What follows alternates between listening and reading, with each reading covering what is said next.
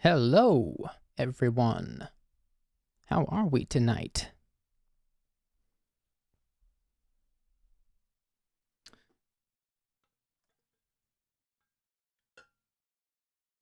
Gonna give everybody a second to get in. How's the chat feeling?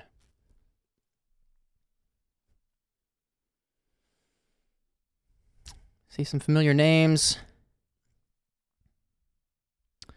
Want to begin by welcoming any new viewers who may not know where the hell they are right now. This is a very new thing we're doing, which I'm calling Anonymous Live, where we take callers from all over the world. We can take international callers through this 1-800 number, which we'll be showing on the screen here in a minute. And the point of the show is to just hear stories from callers going through, or people who have gone through, severe, difficult experiences. It's been amazing. This is our 9th episode. The first 8 have just been both an amazing learning experience for me, trying to listen and focus on this level, and to work in tandem with the chat to give these people ideas and also just a sense of community in this crazy time in the world. I want to begin by addressing a caller we had 2 nights ago when we did this on Sunday night. And by the way, for those of you who are new, we do these on Sundays, Tuesdays, and Thursdays at 9 p.m. Central. And we go for about 3 hours. Some of the calls last, 5-8 minutes. Some of them are more in-depth, and we spend more time on those. We've had callers stay on as long as an hour so far. So it just really depends on what the person has to share.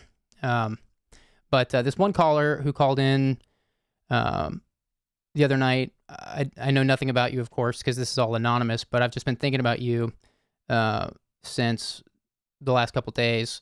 And you were 32 years old, and you had some self-body image issues, and we're also going through some gender identity confusion, it sounded like, and we talked for a long time, and I've just been thinking about you, and I feel like that's probably not, I just felt like I wanted, I know I told you at the end of the call, but please call back if that's, given with where we left, seems like you left with a lot to think about from the chat and I, so please call back if you are hearing this and want to process that more with us.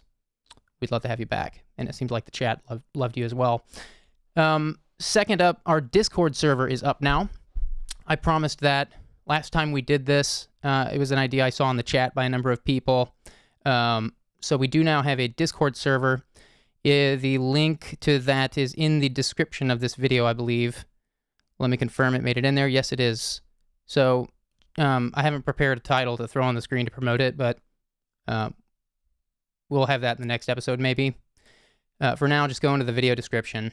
And I do want to say about the Discord server, I'm going to need help running this, guys. You guys suggested it, and I kind of thought it was maybe a risky idea because it's kind of like a round-the-clock job.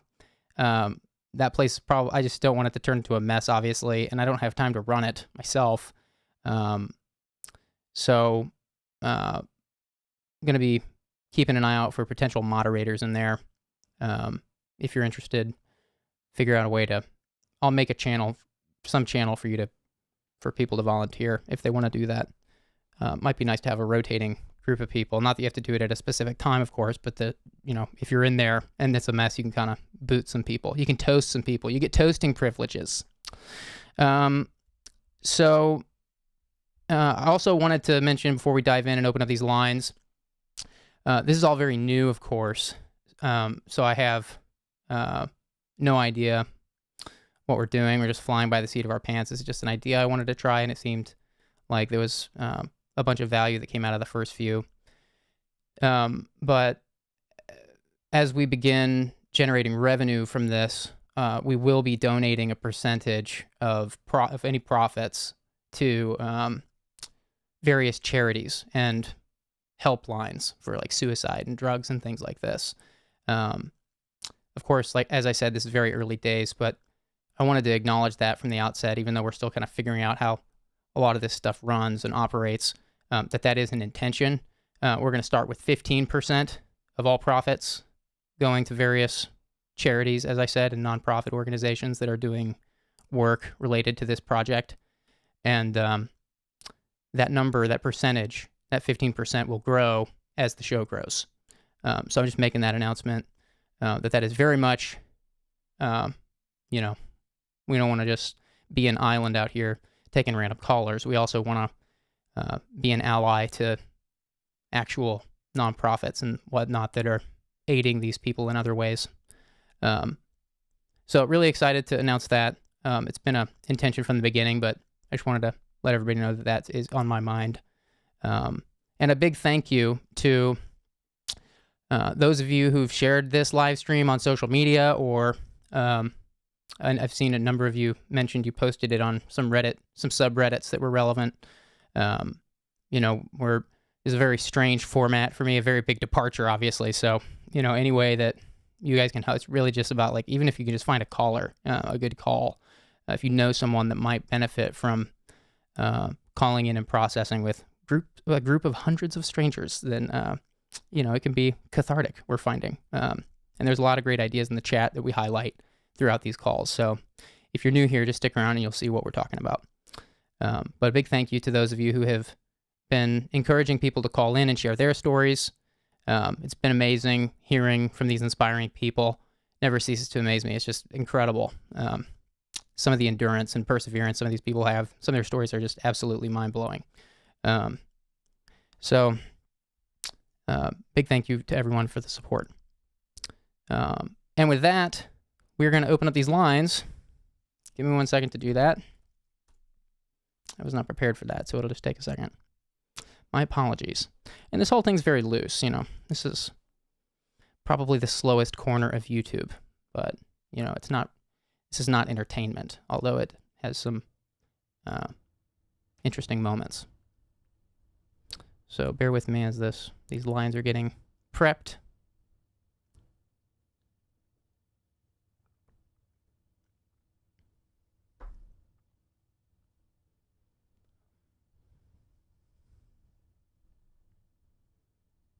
T-minus 10 seconds.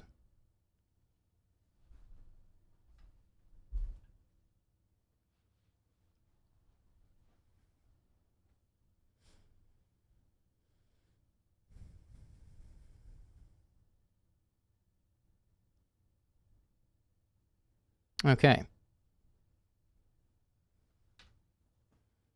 Goodness, this thing takes forever to boot.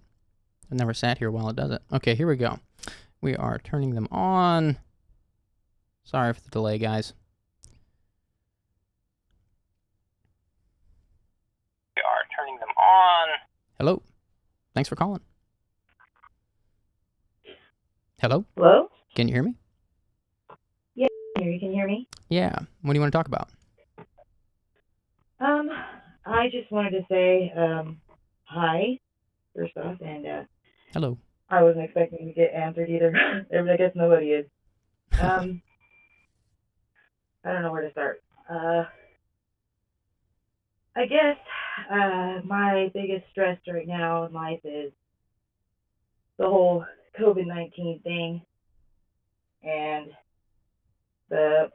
we run a small business in a small town, but the business, we tried to apply for help from the government. They had those SBA grants and stuff like that you could apply for, and which we did. It took us over a year to try to get that, and we got denied and denied and denied. And then it finally went through, and they said we were approved this last round. And I'm sorry, can you hear me still? I can still hear you, yeah. Okay, so hello? We lost you. I'm sorry about that. I don't know where your story was going. If you want to try to call back, please do. Okay, we're going to open up these lines again. I've also added some instructions to the screen here on the right-hand side, which or kind of just some additional criteria about the kind of calls we're looking for. There's another viewer suggestion that I thought was a good one. All right, here we go. Next caller. Hi, thanks for calling. Can you hear me? Yeah, I can hear you. What do you want to talk about? Well, I guess first off, I should say I've been a big fan of yours for a long time, so it's really cool getting this opportunity just to tell you that I appreciate all the work you put out. Thank you. That means a lot. I appreciate it.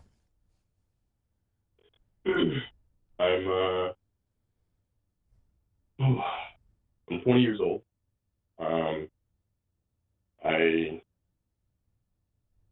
When I was young, I didn't have a lot of friends. And when I turned about 10 or 11, I started to realize, I wasn't processing thoughts the same way a lot of my friends were, the same way a lot of my family seemed to be. And when I turned 11 or 12, I started having a lot of thoughts of suicide. Not really with the understanding of, what I was thinking. It was more so just I don't want to be alive anymore. Right.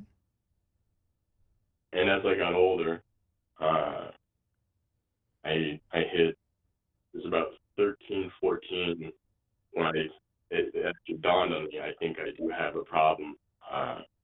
And I learned that was depression.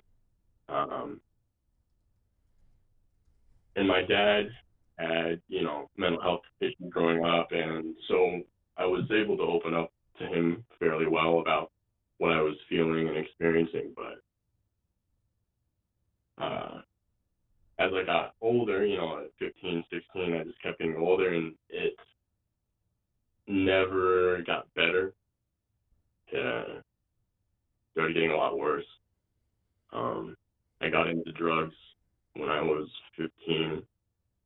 I started smoking pot, and then a couple friends of mine introduced me to DXM, or dextromethorphan, and I was immediately hooked on it.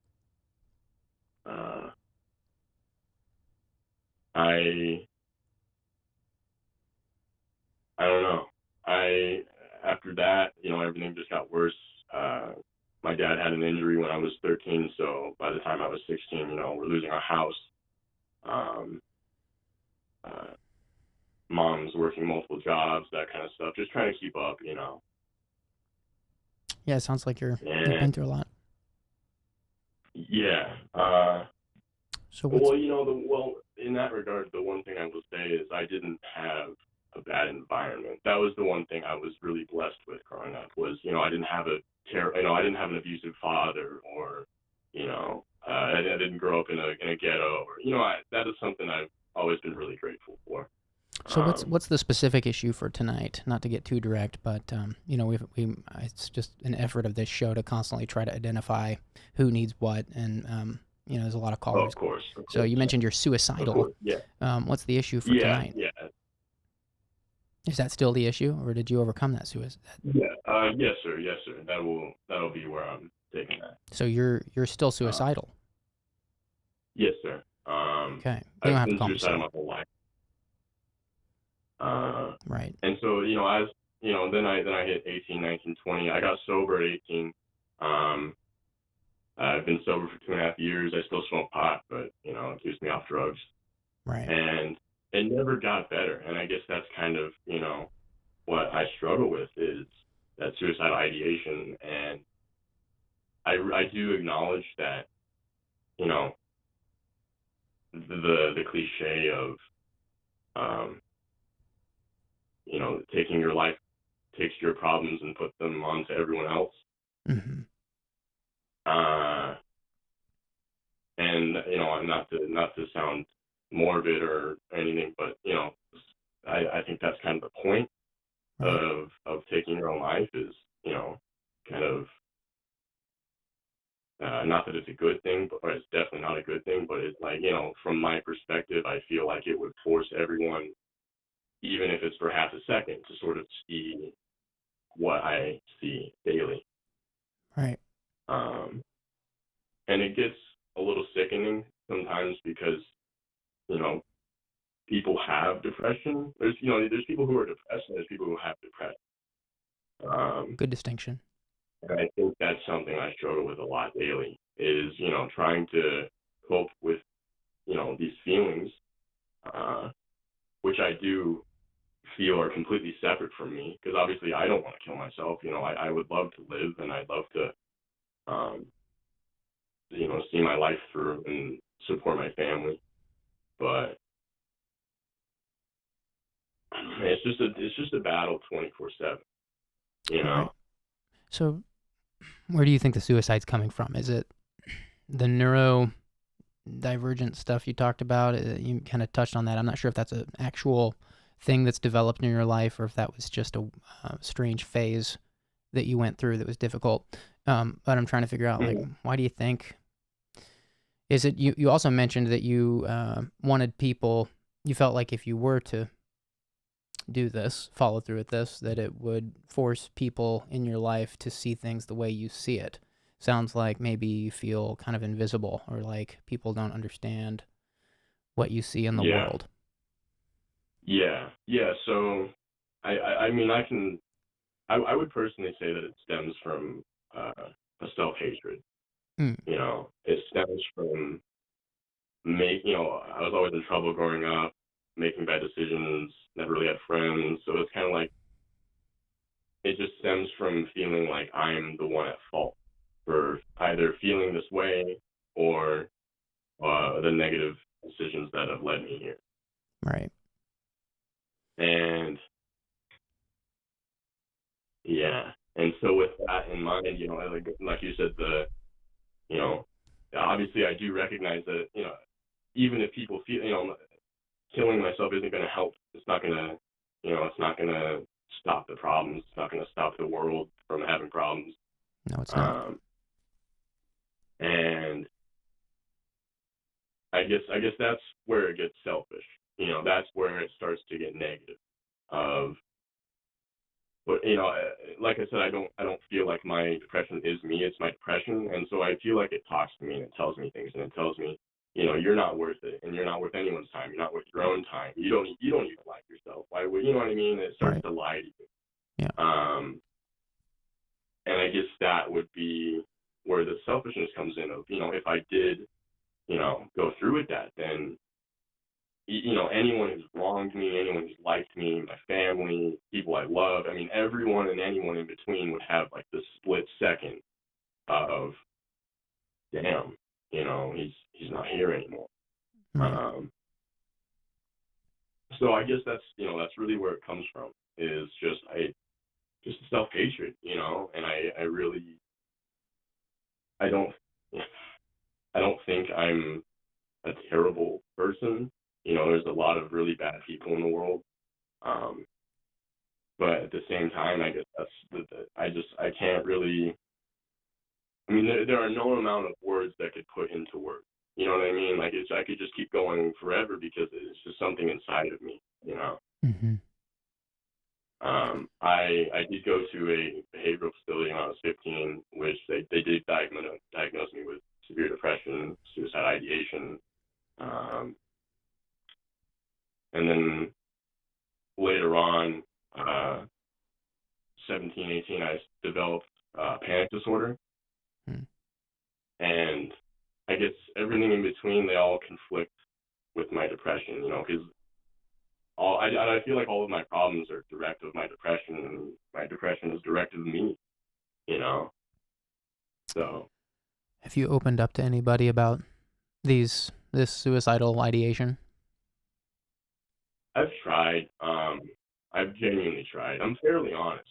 I have no problem, being open about my issues, but at the same time, as I've gotten older, I've started to realize that, being open is not always a good thing, and I think that's what's starting to hold me back from talking about it more now.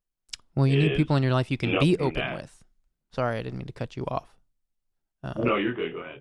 Yeah, I mean, maybe you don't have people in your life you can be that open with. Is that the problem? Like, you can't go telling everyone something like that. I mean, you got to tell someone really close to you that you trust. I mean, you can't go tell like a coworker. Like, what are they going to do for you? First of all, second of all, you're just gonna, mess up your job, and a bunch of, everybody's gonna be like frantic, like how do I respond?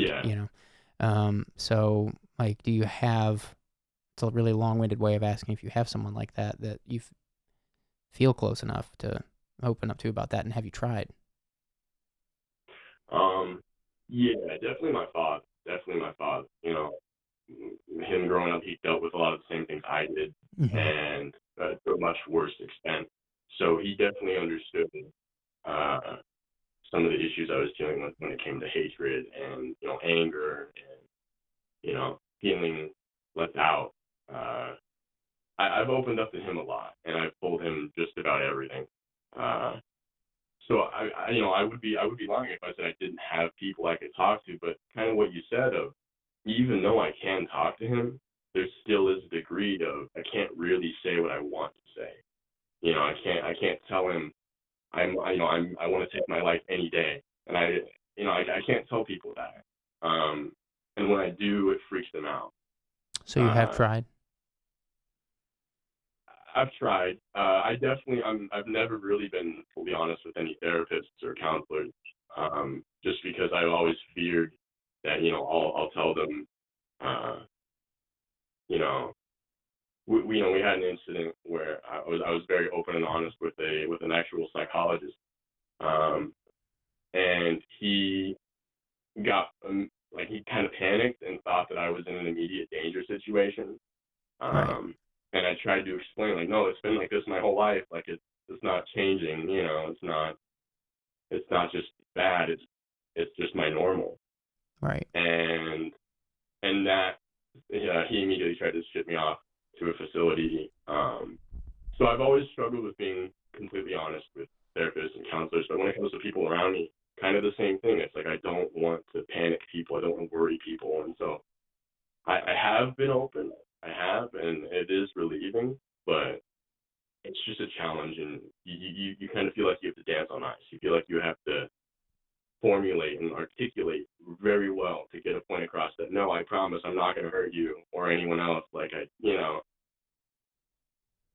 know. I think that's kind of one of my struggles right now is, trying to like you said, open up to people and really get that point across without being negative or rude and not that I am. I don't think I am, but I don't know. I just, Well, you're doing it here. You're opening up here, and I'm really glad you are. I'm glad you feel safe enough to here.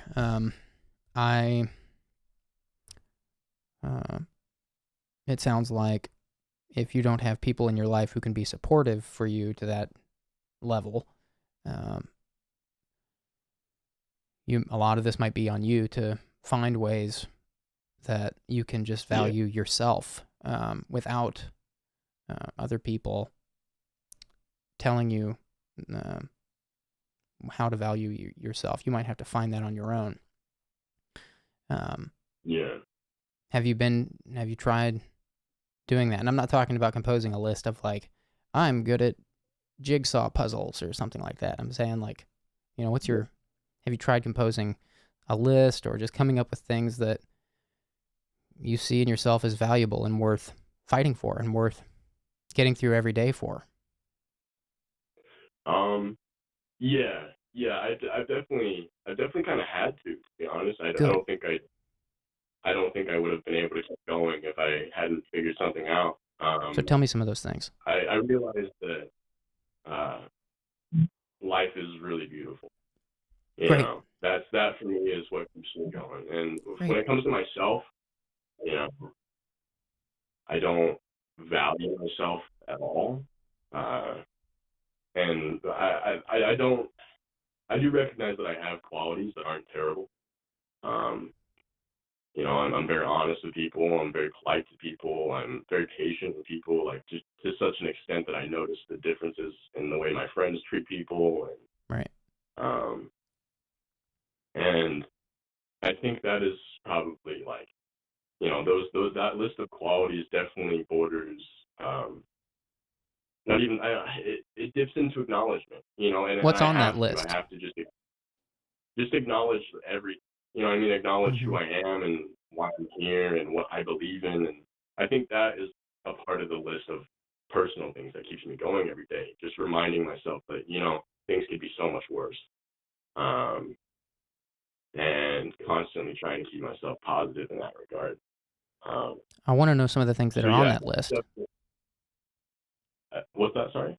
I want to know some of the things that are on that list. Can you tell us? Some of those good things, some of the Yeah. valuable things. What keeps you going? Um, I I feel um, I feel empathy. You know, empathy would probably be on the list. I just even empathy for bad people. It's just like it's just at the end of the day, it's just a loss of life. And I don't know. Empathy would probably be number one. Good. That's a great In quality. no order, of course. Uh, you know, uh, I don't know. I feel like empathy sort of covers the bar for me. That's a good, Because yeah. I can't really. I don't really have a bunch of qualities, but I definitely understand people's pain, and I hope to help anyone that I can. So What a great maybe I guess quality. I guess you could put that on the list as well. What a great I quality. just want to. What's that? What a great quality. That's an amazing. You're right. It covers all kinds of. I mean, if you have empathy naturally, if that comes naturally to you, that's going to impact every aspect of your life, even including your professional life, Yeah. and your relationships and everything. That's an amazing thing to have identified in yourself, in my opinion. Well, thank you. I appreciate that. So, are you? What would make this a helpful call tonight? Are you in danger of hurting yourself tonight, or are you just trying to find some deeper sense of hope for yourself, or what would help? Well, I guess the phone call itself is helpful just because like you said, it just gives me a chance to you know open up. Uh, so that in and of itself is relieving. Good. So you're not going to hurt yourself So tonight. Is that right? no, no, I'm not gonna. No, I have no intention of hurting myself or killing myself anytime soon. Um, there's honestly, I have too many people in my life. Good. There's just too many that I couldn't let down. Right. Yeah. Sorry, I'm not trying to waste your time. No, you're not wasting. You're not wasting any time. Just we had a caller call in. We've had a few callers. I've mentioned this too, but in some of my darkest times, it's helped me to just remember that, you weren't born a lizard. You weren't born a chimpanzee. You weren't born a tiger or any of these awesome animals. You were born a human being. You've got the most sophisticated brain on the planet, and we are all of us living today are the result of people who didn't give up during really hard times. People always kill themselves, and people always die by suicide. Obviously, there's always numbers on that, but it sounds like you're young and you're doing some deep self work, and that can be a really grueling time. I know that. So I just want to give you encouragement and know that you're not alone. I'm glad you haven't given up on yourself so far, and I'm glad you called in and shared tonight. I hope this was helpful for others to hear. Thank you, Julian. I appreciate that. And hey, man, before I head out, I just want to tell you, I've watched you for years, bro. Years. And I know I said it in the beginning, but you really are an incredible content creator. Thank you so much. I appreciate it. My dad's 57, and we've watched you for years, and we love you, man. So I just thought I'd tell you that, I appreciate it.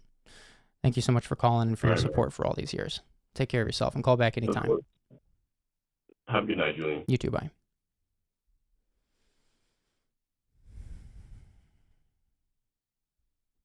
Okay, we are going to open up these lines again. For those who are new, the way this works is the voicemail is kind of pointless on this phone number.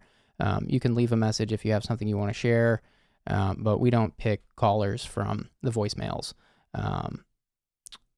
But Yeah. The trick is just to call in between calls. That's why we've kind of added that prompt. I'm all ears if that needs to be clearer. You can put it in the chat and I'll revisit it later. But yeah, here we go. We're going to take our next caller. Hi, thanks for calling. Hi. Am I on? You're on. What do you want to talk about? Oh, perfect. So yeah, just as the last caller, I've actually been watching you for years, so I really appreciate that, you're separating this space for people that sometimes don't have it. That's a pretty cool thing. So I appreciate that. Thank you. Yeah, it feels good. What do you want to talk about? So basically it's kind of complicated because the bottom line is that I feel like I discovered that I have anxiety recently, and I know that that's like a really normal feeling for a lot of people, but just like coming to grasp with it is very strange and surreal. Basically, it's from like a hypochondriac type of angle, and I apologize. My English is not my first language, but I'm understanding you perfectly. Oh, perfect. So yeah, basically, I've struggled a bit with fears of death since I was a child. I got kind of like freaked out at like movie death scenes and stuff like that, and I feel like it's been like a really deep-rooted thing that I've kind of not been really able to grasp, and it's kind of like complicated. And at the same time, I recognize that I am a fully uh, functional and healthy human being, but it's like uh, these types of things that when you're growing older and you have like random ass like pains, like for example, like I have a small pain in a particular part of my head. Now I'm currently thinking that I'm like having a stroke or that I'm gonna like pass out or I'm gonna have a seizure. And I feel that that's kind of like not very like a not very normal reaction. And I do recognize that it's kind of like concerning in that sense. My family all have like history um of like heart problems and stuff, and when I had like my first anxiety episodes, like I did not understand the fact that you know um palpitations are a product of anxiety itself. So here I was thinking that I was like on the verge of having a heart attack or something like that, and it's very strange because I get really frustrated that I'm fortunate enough to be in a very healthy environment with a lot of like people that care for me and that are there for me and that I can depend on emotionally, but at the same time like I cannot um you know let go or embrace or be just aware and accept those feelings. And I think that that's definitely a thing that I have wanted to work on myself for a long time, but I just don't know where to start. Do you get any exercise? Do you eat right? Sounds like you're healthy, so I'm guessing the answer is yes. But first of all, I'm sorry to hear that you're suffering with so much anxiety. It sounds like that's a lot. I mean, I don't know what it's like to be a hypochondriac, but I'm aware that that's really traumatizing for people who suffer from it. Mm-hmm. So I'm wondering, do you have a healthy lifestyle? Do you eat right? Do you exercise? And then lastly, have you impacted any of this with a professional, someone that might even, in your case, medicine might be helpful. I'm not a psychiatrist, so I can't tell you that, but Mm-hmm. I'm at Those are 3 questions. I can slow it down if you want. No, it's fine. It's okay, and thank you. Basically, as everybody does, I have like ups and downs. I have periods where I like really focus on my health and really like want to hone in on my health. I did like powerlifting for a Good. while, and that was like very fulfilling. And Okay.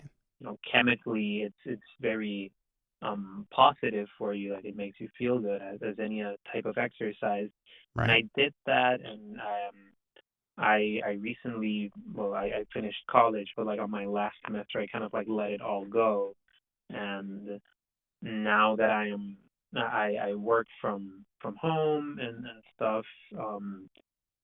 I've kind of had a more sedentary lifestyle, and I see. I guess I haven't been as disciplined. Mm-hmm. But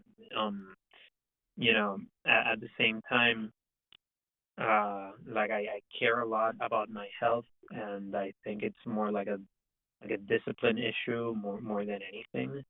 Uh, and yeah, I have sought professional help. I have a psychologist and everything. Um, and they haven't expressed that I am like at a point where I need um necessarily like medication for my anxiety. I do take like supplements, and I like have melatonin to sleep at night and stuff. Okay. But That's good. um You're a natural I kind of person. You like it natural. yeah, I feel you. yeah, I do. But yeah, and I don't think that that's been like necessarily an issue. It's just that when it's weird because I don't feel I don't have these feelings constantly, but I have um really over the top reactions when it comes to random things that your body does. Sometimes your body just feels a pain in a certain area. um I got like a lump discovered on like my shoulder blade, and I was like, oh, this is it, I have like cancer and stuff. Right. And obviously that wasn't it. It was just like I just had to go to the dermatologist and get it checked out. But overall, it's a bit frustrating because I know that I am okay, and I know that um the anxiety that I have is induced um due to these types of emotions that I'm feeling, which is both bad and good. Like at least I have the capacity of acknowledging um where um where I'm at, and you have uh ups and downs, and I think that's part of life. I'm just kind of like concerned for the future because as you get older, and I'm very young. I'm 22. As you get older, like your body is not gonna function as well. Right. How old are you? The older you get. I'm 22. I'm 22. 22. I'm pretty young. Okay. Um. So yeah, it's basically that, and like my mother is like my mother has suffered from like heart issues throughout her life, and I've kind of have I've had to shoulder the responsibility of, like, for example, like taking her to the hospital or being there for her, and those stresses make me acknowledge that there's a lot of conditions that are hereditary, and and that has caused like a lot of concern in me. And it's weird because I'm a person that has like a very active desire to be healthy and to be in a good mental and physical condition. But at the same time, it's like I have like a random pain in my temples, or I get like a small um you know compression. I'm sorry, I'm trying to find the direct translation, but I feel like a sort of pressure on my chest or something, and I get like easily freaked out. So basically, it's a lot, but at least I feel fortunate enough that I have like a good support system and people that I have been able to talk to about these situations and that are there for me. And definitely like the professionals that I've been seeking, like my psychologist, for example, has been a very supportive and helpful person. But at the same time, it depends on me if I want to like get an appointment or not. So Right. if I like overextend not going, then I just don't go, and I get lost in my own thoughts. So yeah, like I think I wouldn't. I think I have a good psychologist and stuff that has been able to help me. But yeah, at the same time, it's kind of hard to battle your own demons when your psychologist is not there to help you. So, yeah. There's a bunch of love going out to you in the chat and some ideas for things that, various things that may be beneficial to revisit.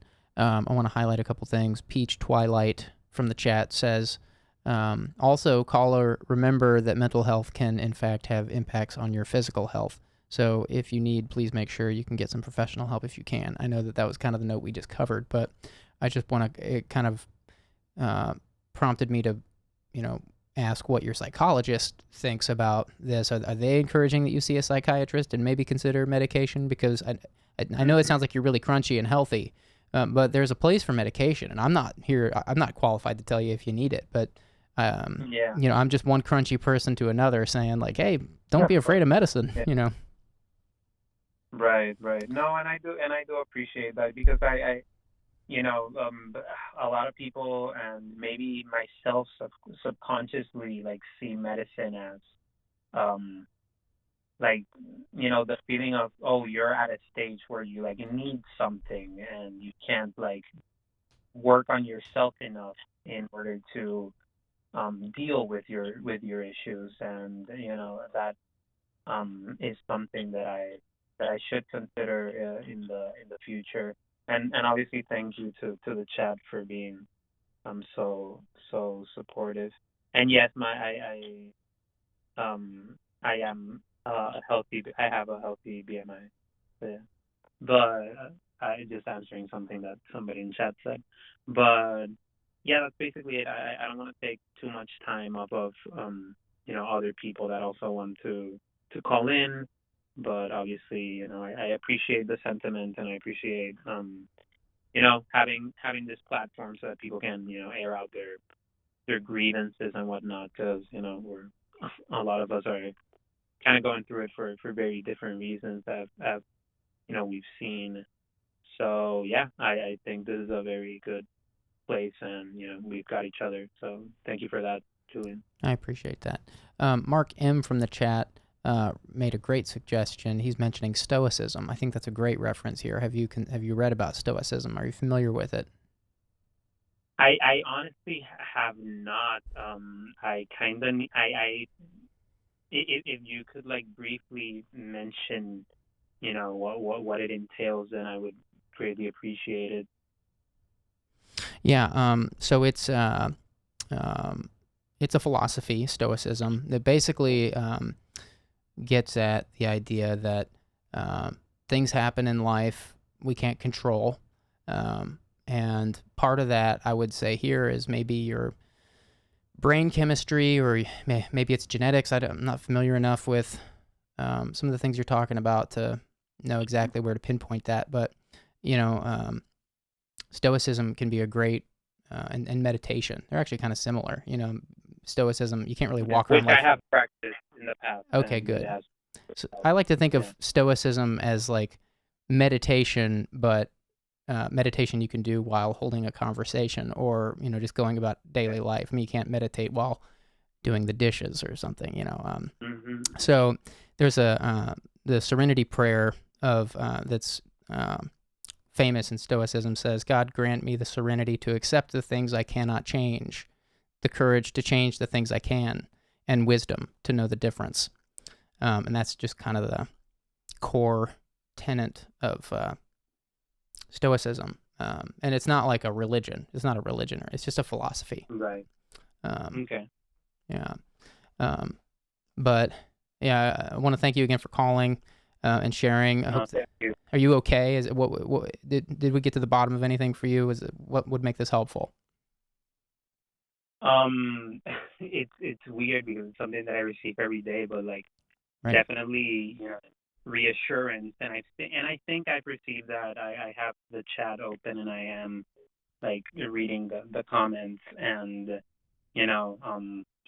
it's important to be frank of one's situation, but definitely I do appreciate a lot the suggestions, and yeah, I just called because I honestly felt okay, and I kind of had, I still have you in my subscription, so I like saw the project popping up, but I just saw it and I was like, man, I kind of want to air this out, even though I wasn't like necessarily feeling it today. Like it wasn't anxiety that I've had like immediately in front of myself at this very moment.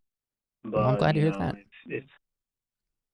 if someone needs to call at the moment, then it's probably because it's on the back of one's mind.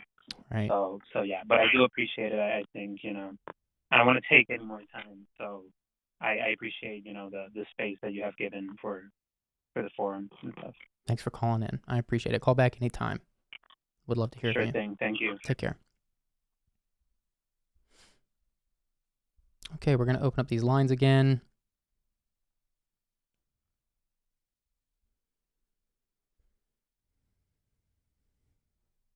Hi, thanks for calling. Hello? Hello? Hi, thanks for calling. Yes. Hey, sorry, I didn't realize it went through because I called and it hung up last time.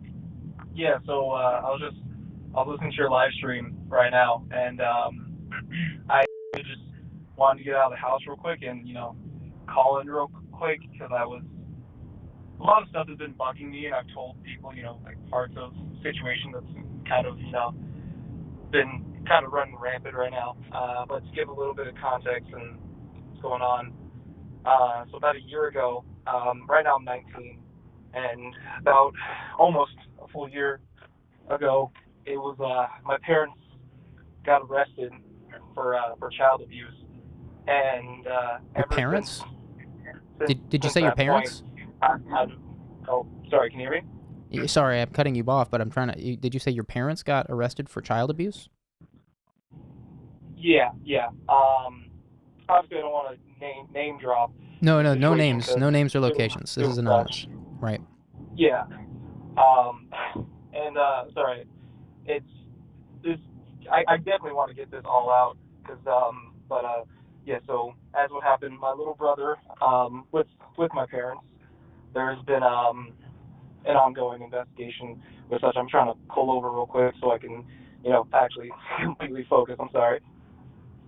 Let me get off the road here. Sorry. Cool. Yeah, drive safe. So yeah. But yeah, when that all started, there'd been some issues of such of my father been like verbally abusive to my mother, as well as like just emotionally in general. With also my parents, they both are deaf, so that had sometimes complicated things, especially with the legal system. Because once we heard about like the abuse, what happened, me and my older brother, we sat down with his wife, and we're trying to debate if it was worth calling in, which we did. And he got arrested on the spot, and my mother got arrested shortly after for basically being an accessory to it and allowing it to happen. But that's just kind of the backstory to what I'm referring to. The biggest thing is, since I'm 19 now, and they said apparently they were referring to, someone was talking to one of the detectives saying that if I was in the home when this happened, like if I was under 18, I would have been arrested too, or I would have been like taken out of the house. It complicated so much stuff, and I've just been so overwhelmed with it, I just kind of shut down and started reassociating with people that hurt me in the past because I've trusted them, and it's hard, and I guess I kind of want someone else's opinion on that. It's everyone else's opinion I've asked for has been people who know my family in a certain sense, and Right. it'd be nice to hear someone else's perspective on that, I guess. I don't know. If you need more context, let me know. I might have not said everything properly. I apologize. For those who are just calling, we have a caller who,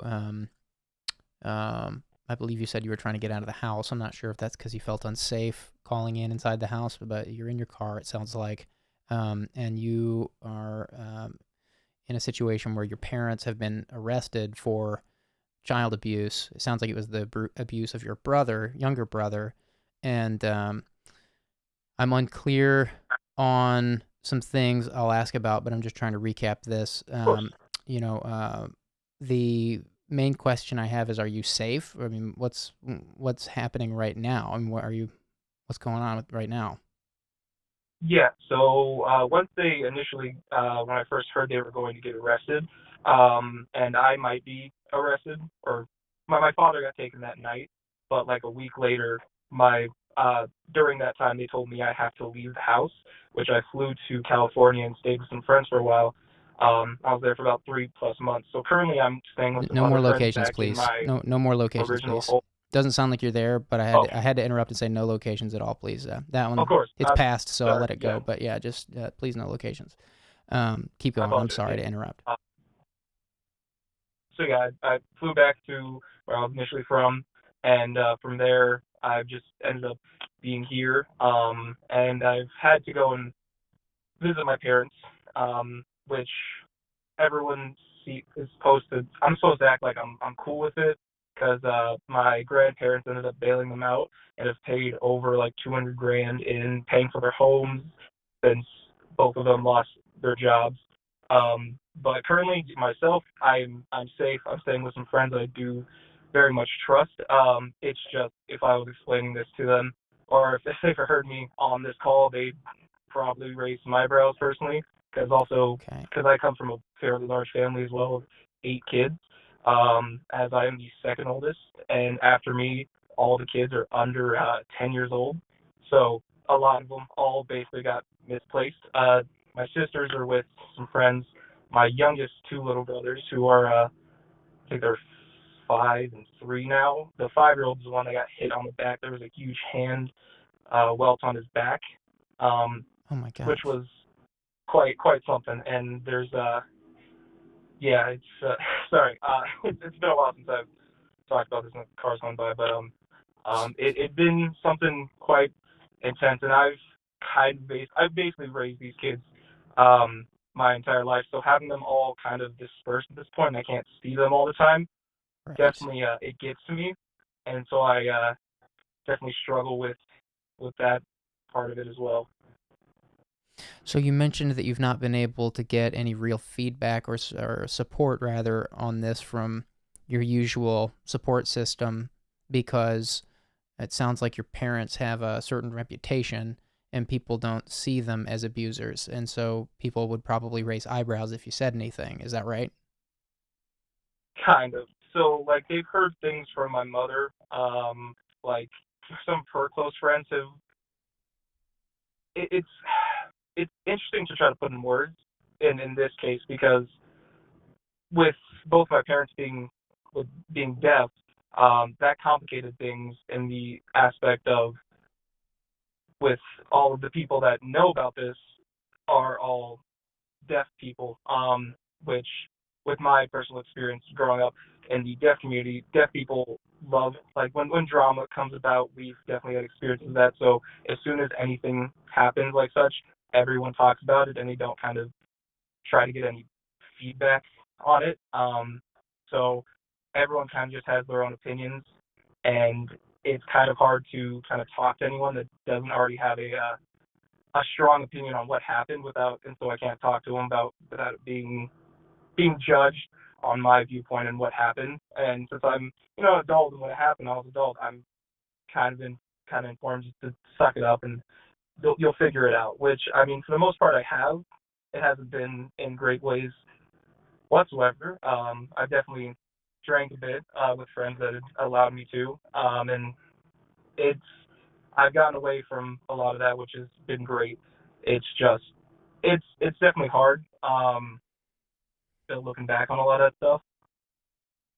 My goodness, everything I'm hearing sounds so extreme. You've got your parents are both deaf, and your dad's been abusive. Were both your parents arrested? Was it just your dad? It was my father initially, and then my mother was arrested shortly after for like basically the house was apparently unclean to the detective's liking, and so from there they basically arrested her, which we had within like 2 or 3 days. A bunch of friends come over and cleaned it all out, which was great. But at that point, they were both arrested. I think they were both in jail for at least a month before my grandpa bailed them out. And my grandpa made the issue into a race issue because my father is black and my mother is white. And he kept calling me and my older brother, just berating us, saying that you never call the cops on a black man married to a white woman, which that wasn't even the issue at hand. It was the issue of a child's safety. So that made it also hard to speak to family members as well, because now everyone on both sides, my father and my mother's side, have their own opinions when it comes to it as well. So like visiting family and trying to sit down with them isn't really an option. My goodness. So none of your family is really listening to you because they're upset you called the police. And they think you're to blame for all this? Basically me and my older brother and his wife, yeah. Us three, which they've taken most of the blunt force, and it's not saying it's easy for them whatsoever. They've been through hell, and they've done great. They are taking care of my oldest younger siblings who are 10 and 9, my two older little brothers, and they've been doing a great job. They definitely have their hands full, but in my aspect of it, I kind of don't have anyone to rely on, at least not relationship-wise, but someone one person I know I can talk to when it comes to that stuff frequently. So a lot of times I'll just be sitting in my car like I am doing now, just either listening to music. I might cry my eyes out for a bit, and then I'll just reappear where I'm staying at 1, 2 a.m., if not later. That sometimes my car is full of my camping gear, so I'll just drive up to the middle of nowhere, go camp for a bit, drive back down once I feel a little bit better. So it complicates stuff for sure. When did all this go down? How long have you been out of your parents' house and kind of in hiding? It'll be a year next month. A year? Yeah. Your parents have been in jail for a year? No, so sorry. They got. I might have skipped over that. I apologize. They got bailed out about 2 months after this happened, so they were in jail for 2 months. Okay, you did mention the bailing out. Your grandparents did it. Right. 10, 20,000 per, right. Which my grandpa ended up paying for that to get them out. Right. And then has basically afforded their lifestyle currently, which my mother has still chosen to be with my father after he's, abused her. And it was kind of with me being in the house at the time, previously when I was growing up, it was kind of, I made it my responsibility to protect my siblings and my mother, because it was, anytime he saw me around, he ended up kind of backing off my mother and my siblings.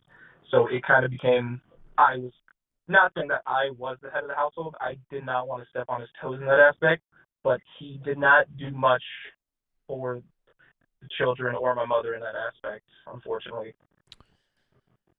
Well, you sound very respectful and very responsible. You mentioned that you basically raised a lot of those kids, and you were the second oldest of, was it 8 kids, I believe you said? Second oldest of 8 kids? Yeah, correct. Yeah. Yeah, so what do you think is next for you? Is there a plan for you? Are your parents going to get you in trouble? Is it your word against theirs? It sounds like this investigation's still going. Do you know what's next? So, initially the court stuff, everything has started to fizzle down. So it's in the severity of the situation, everyone started to figure it out. At first they just threw some insane claims, and it seems like the detectives threw on some extra stuff to keep them in jail for longer, which that complicated so much stuff with our grandparents as well. So they were berating all the detectives, which I just ended up staying out of it because once again I have no control. My opinion didn't really matter at this point because no matter what I said, it was just kind of be brushed off of the son that's just pissed off that he's kicked out of the house type situation. I don't know how they're going to view that, so I'd rather just stay out of the situation. Nothing I say mattered at that point. But currently, I just quit my previous job, and I'm starting a new one within the next week or so, which should allow me to, afford myself fairly comfortably, which I am, ecstatic about that. I think I'm just more worried about my mental health because a lot of times I'll kind of just end up suppressing that because I'm still able to see all my siblings fairly regularly, not all together, but they're all, sectioned off, which they all are about like an hour away from all of each other, which, with work makes that complicated, but I can't let myself kind of drop the face of me being okay with this all because I'm clearly not, and I got some stuff that I got to work through. I just feel like I either don't have time for it or I don't know if someone sees that I am trying to work through that, they might judge me more, and I do not want to be the place of more drama being started within our family as everything's starting to kind of mellow out, but even then, yeah, I have no clue what's going to happen. So I'm guessing you're no contact with your family, and you don't see them or they don't know where you are. Quite the opposite actually. I am still fairly. I still contact and see my parents frequently. My mother won't let me see my father, like when I have to, because all my mail still goes to their house, which I have to go drive down there maybe once a week, which is an hour one way, and pick up all my stuff. I get to see them. I'm still very cordial with them. I personally, I do not want to hold any grudges against them because I don't know what their thought process was. I mean, my mother at least had tried to talk to me and be like, because if anything, my mother was also a victim of the situation, but she also allowed this to also occur. So there's multiple viewpoints on that, but what it really boils down to was an enabler my of some kind. My mother knows there's going to be something bad if I, try to talk to my father. There's going to be some kind of hostility there, so she kind of knows it's probably best that I do not have contact with him, but I still try to be nice and respectful to my parents, even though it bugs me every time I see them. I feel like it's a huge setback. I just can't do anything about it because it makes me seem like a bad guy. So I'm so sorry where you are. That's so unfair. Yeah. Sometimes in life, people do things, and it can take years for the truth to come out. Sometimes people get away with things. That's true. I hope you don't have to go through that. I hope this gets the justice it deserves for the sake of your siblings and for your mom, it sounds like. Yeah. We tried to talk to her before before I was told that I should probably leave the house, and flew out. Basically, I told her, I mean, nothing that I say I can't, tell her what to do whatsoever. I just advised her from what, courts were saying that if my mother stays with my father, it's probably going to be a lot harder to get those kids back, which my mother made it clear that her biggest priority was getting those kids back, my siblings back, and she had chosen to stay with him, which I personally don't understand, and I try to explain Stockholm Syndrome to my mother, which she kind of understood, but at the same time denied it. So I possibly believe that might be a situation on why she had chosen to stay, even though there is a bunch of proof that she's given to me, told me, because she kind of vents me in those situations, and when he, be, I guess, technically verbally abusive and emotionally abusive to her. So. Right. Mark M. from the chat says, you have to get a UPS mailbox and get your mail out of there. The more often you go to there, the harder it is to heal from this, and I think that's totally correct. Is there any way you can get your mail out of that house? I definitely could. I guess I haven't thought that far. Yeah, great idea, Mark. So I apologize, but I definitely will. I definitely should do that. I'm definitely gonna write that down and that's make sure I get that fantastic. done. Hopefully tomorrow morning, and see if I get all that stuff routed there. I think all the big stuff that I need has already been sent there, which I have, which like credit cards and all that stuff. Right. But thank you. Yeah, I definitely need to get that done. Right. Well, what would make this a helpful call for you? If anything, it was pleasant to be able to speak with you. I've watched your videos growing up from when I was like 7, 8. My brother showed me your videos, so I absolutely adore them and I love them. So the amount of laughter you've given me and my older brother over the years, just being able to get this out to you at least, I appreciate that. So thank you. Thank you so much for all the support and for the kind words and for calling in tonight and sharing. There's a bunch of love for you in the chat, so when you're out of your car, don't do this on the road, but go back and read the chat. Maybe it'll be encouraging. There's also other good ideas in there, like the mailbox idea. Sounds like you're going through a lot. I hope you'll call back if this continues to be a problem. I will. I appreciate it, Julian. Best of luck. Man. Take care. All right. Going to take one more call and then a short break.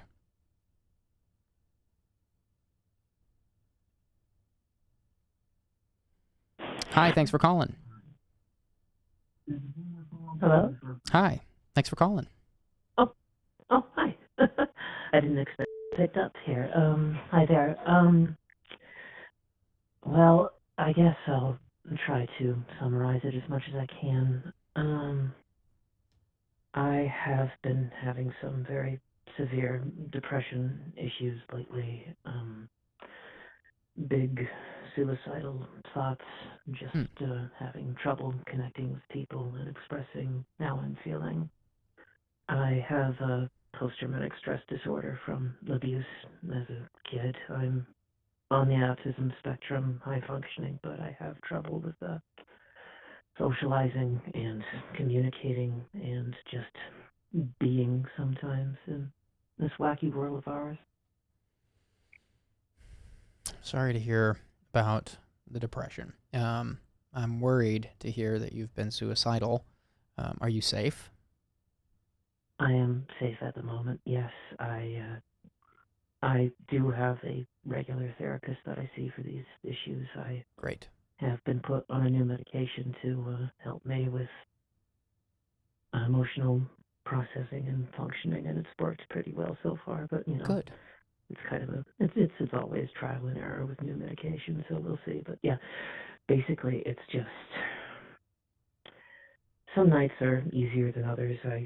I still have flashbacks sometimes to stuff that's happened to me. I have thoughts about just jumping off the bridge.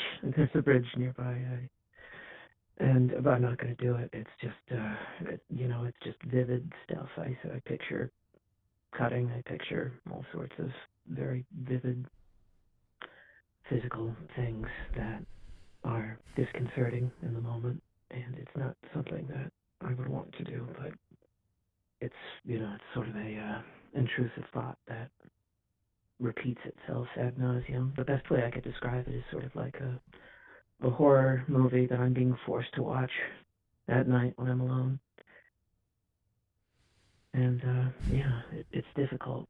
And the main issue, I guess the real reason I'm calling beyond the mental health stuff is just it's difficult for me to relate to people. Like I said, I'm on the spectrum, and it's just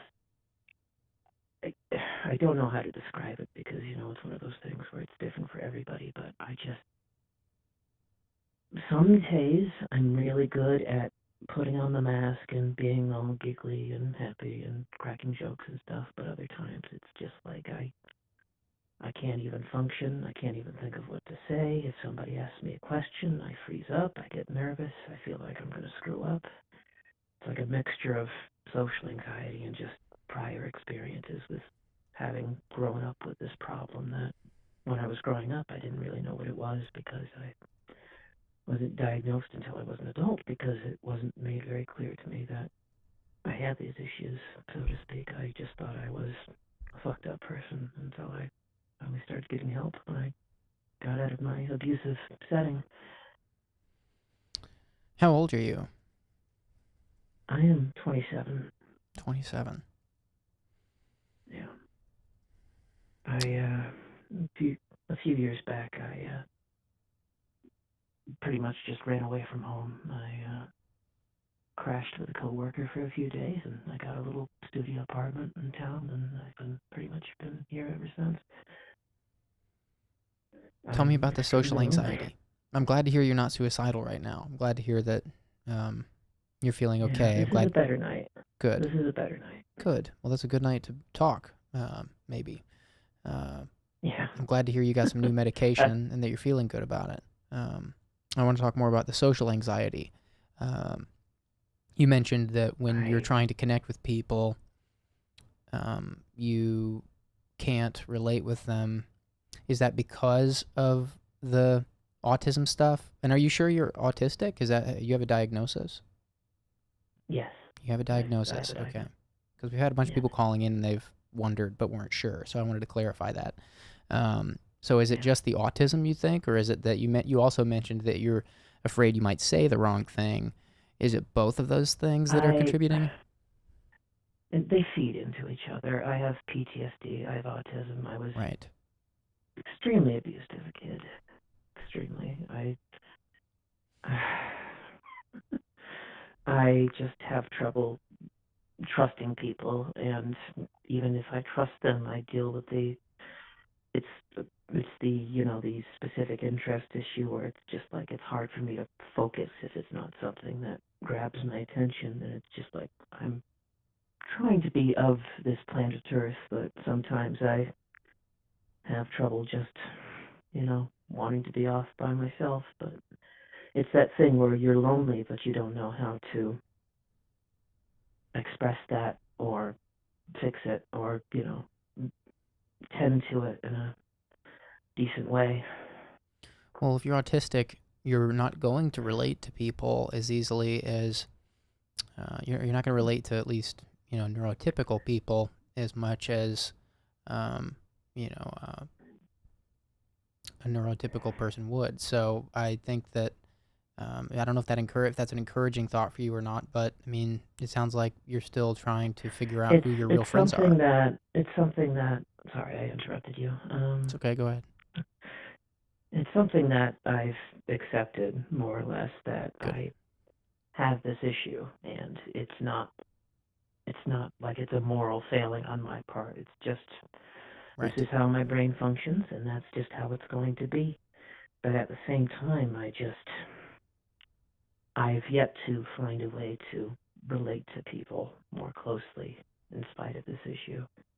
I understand that it's not going to be the same as people who are neurotypical, but it would be nice if I just found some sort of system workaround, Right. And I know there's no magic button I can press, no wand I can wave that'll fix it, but it's like it's something that I feel like isn't really talked about enough. It's like, how do you go about doing one entire social with somebody, Right. So let's brainstorm a little bit. You also mentioned that you mentioned that you're afraid you're going to say the wrong thing, and you also, like when you're in a social setting, and you kind of freeze up, and then you also mentioned that you sometimes are good at putting the mask on and faking it, and being happy and laughy and giggly, as I believe you put it. And I'm wondering what that's about, because that doesn't sound like a recipe for relating to anyone. Have you found people that you can be real with? Yeah, you're exactly right on that. I'm good at, the first impressions, like, let's have a silly time, but the moment it becomes, okay, friendship, relating to each other, talking about similar interests, developing beyond, let's bullshit for a couple hours on a Friday night, it's like, I can't do that. Yeah. And it's something I've struggled with my whole life. Yeah. it's a mixture of the trauma and the brain issues. I was, one of my first memories was I was like 3 years old, and I was being a silly little toddler, rubbing my boogers on the wall, and one of my first memories is my dad grabbing my wrist and pulling me to the side and basically saying, "What the hell are you doing? What the hell are you doing?" Mm-hmm. Screaming at me in my face, and stuff like that. I haven't talked to my dad in a decade, and that's great. He was pretty much made out of addictions and abuse. I'm really sorry to hear about your abuse and your PTSD. That's really rough. A lot of people don't understand what that's like. You sound like you've done a lot of good, deep work on that front. Oh, gosh, it's taken a long time, too. Except the fact that it's not my fault that it was like that. Liberty Jones from the chat said something I want to highlight. They say, caller, as another autistic, oftentimes if you want to find friends, you have to just unmask. If they don't like you, then they aren't worth your time or energy anyway. And that's kind of what I was getting at earlier. And I'm just glad to see that Liberty agrees. And it sounds like they're also autistic. So I don't know if that's helpful for you to hear, but, maybe you just, this is a natural time. Your late 20s are a natural time to be, in my experience, considering things like authentic presentation of yourself and like the times when we are just putting on like a bubbly, first impression kind of mask, as you put it. I think there's an element of this that's really developmentally natural, where you're just at a stage of life where you're considering things like that. And I think that's great. It sounds like a really healthy person to me, actually. Someone that's self-aware. I'm really happy to hear that. Yeah, it's a better night than most. There's some nights where I just lie in bed and cry for several hours at a time and don't really do anything but listen to music. And have you gotten any? Sorry for myself, and then there are other nights where I do better, and it's a difficult thing.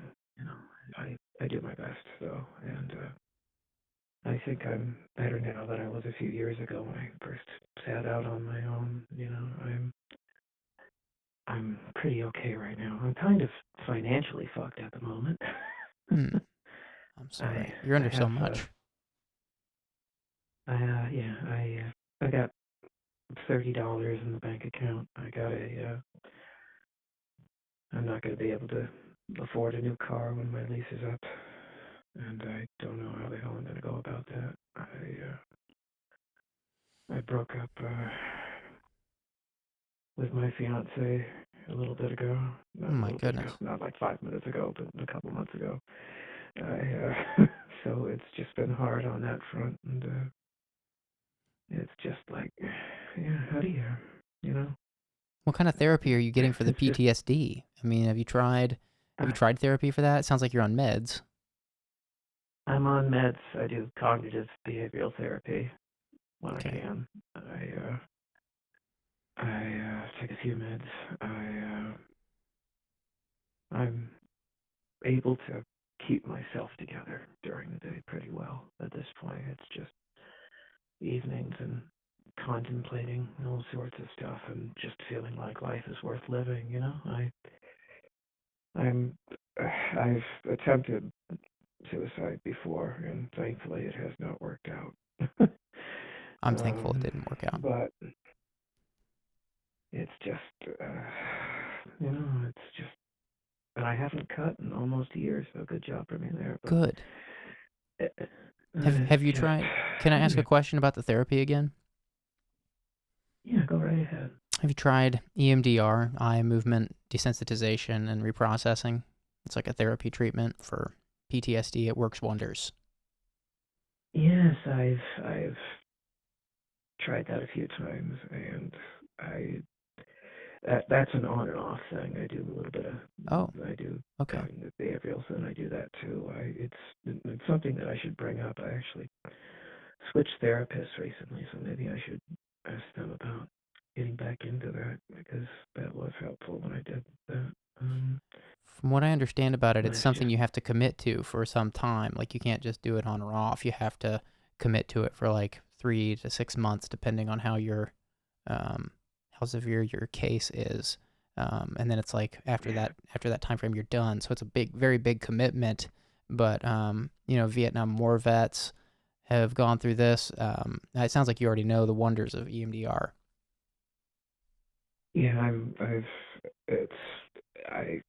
Yeah, I should do it more. I just, yeah, life's crazy busy, I just, Right.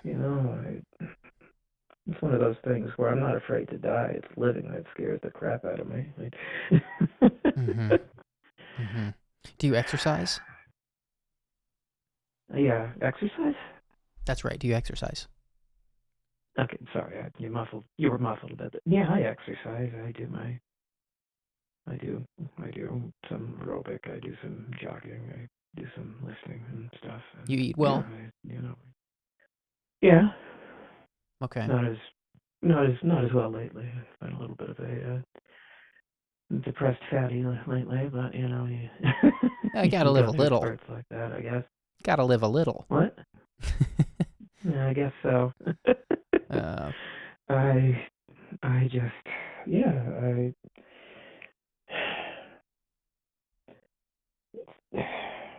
yeah, and you were asking about the social anxiety thing, feeling like I'm going to say the wrong thing. Yeah, let's talk more about that. It's a mixture of the social anxiety and the just being raised in an abusive household. My mom is a full-blown narcissist. Of course, that's just my diagnosis. Maybe she's just a jerk, I don't know. But it's one of those things where I couldn't be right. I couldn't be right growing up, and I've basically been I was yelled at my whole childhood. I was either being pulled around or yelled at, and I just worry that it's one of those terrible things where if you grow up and that you expect everybody to be like that, and I've slowly learned once I got out of that environment that most people don't yell at you if you have an opinion they disagree with or stuff like that. I mean, sometimes on the internet it's like that, but actual people, it's not like that, and it's just a slow process that is just painful sometimes. And is it possible that you just said that you expect people to be abusive because of how you were raised, the environment you were raised in trained you to expect that from people? And I'm wondering if maybe that mask you were talking about could have anything to do with that. Like, maybe you want to make a really strong first, second, third, fourth, fifth impression on people, and you wear that mask. Is that because you've been trying to figure out why you wear this thing? And I'm wondering if it's because you're afraid that if you don't manifest like overwhelming positivity, that someone might hurt you or leave you or something. Yeah. I've been left enough. What's that? I've been left enough, yeah. I've been around enough people where the moment I try to explain how I feel, like on this call right now, that it's just like, nope, in the trash. No, thank you. Goodbye. Right. And it's like, okay, yeah. And there have been times I thought it would be better if I just, hung out at a place for a little bit, and when things got too real, I'd leave and go somewhere else. And it's just, I got people I could talk to, We live in a fantastic age where you can, connect to somebody in the span of 10 seconds if you got a Discord account, but it's like, you can't just, it's relating to people. It's feeling like you're close to somebody, and I have not felt that in a long, long time. And I felt that for a bit with my fiance, but I just, she said no. More power to her. I'm so sorry. Travasity from the chat said something I want to highlight. They said, the mask is good if used properly. Everyone has one. I want to think about that for a second because it might be relevant here. I have also been in the same mental space where it sounds like you are with that specific thing. Like, I've had social anxiety and wondered like about things like that. And, I think that I wonder if maybe it's hard for you. Let me start at the beginning. I think what Travasity's hitting here is that people are kind of expected to behave in different ways in different settings. So the result of that is that most of us have some kind of professional working persona for colleagues and whatnot. And then we let loose a little more with family and friends, of course. So I'm not sure if that's difficult for you or not. I don't know what it's like to, I don't have an autism diagnosis, so I'm not sure I fully understand where you are. I mean, everybody's different.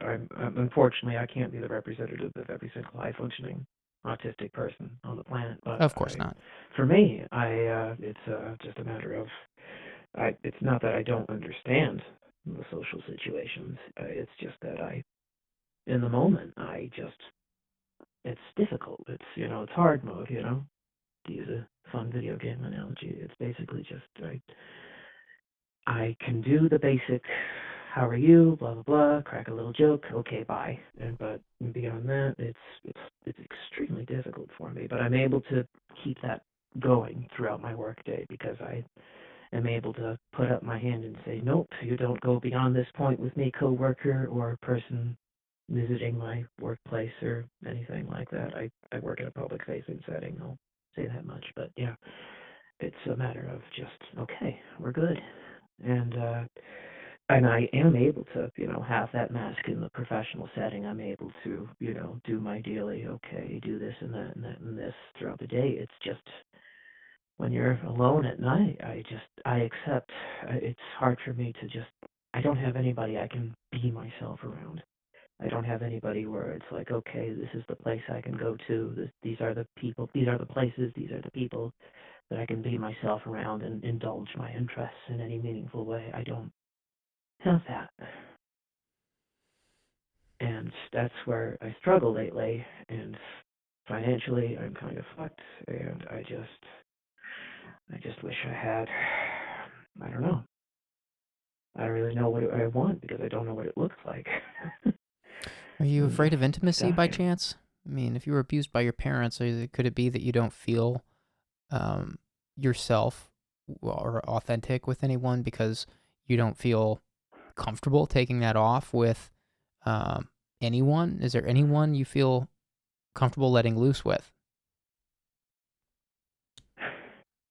I've even my fiance, when we were together, basically told me, you don't have to put on a show for me, And, right.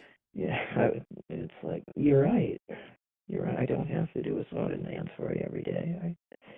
But it's hard for me not to be like, okay, here we go. It's just, I don't know how not to.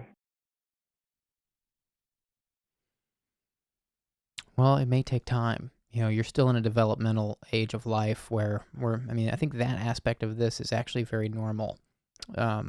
We've had a lot of callers around their late 20s calling in with intimacy issues and social anxieties, and that part of what I'm hearing is has been very common for at least these streams. And I'm not trying to diminish your problem because I know that can be really tormenting. Of course.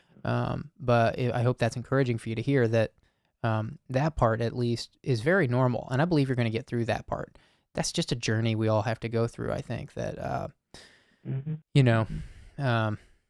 learning to be okay with yourself.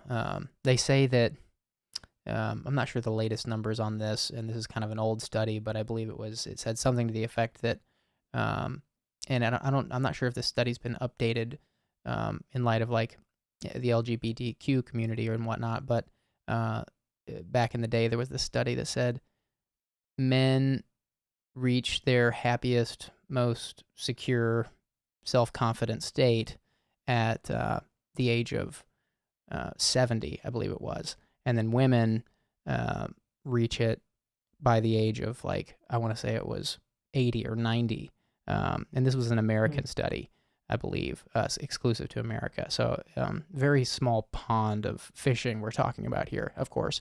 But, the point of bringing that up is that people spend their whole lives, for the most part, trying to be comfortable with themselves and to be at peace with themselves. And so that part of this is probably just a lifelong journey for you.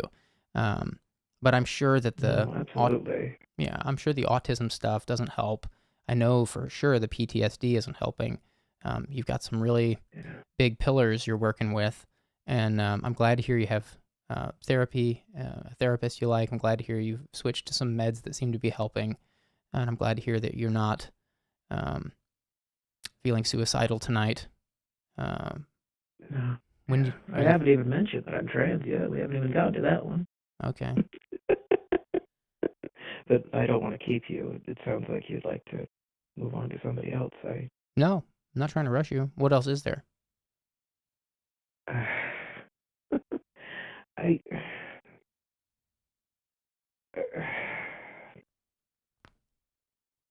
It's difficult to feel like a person.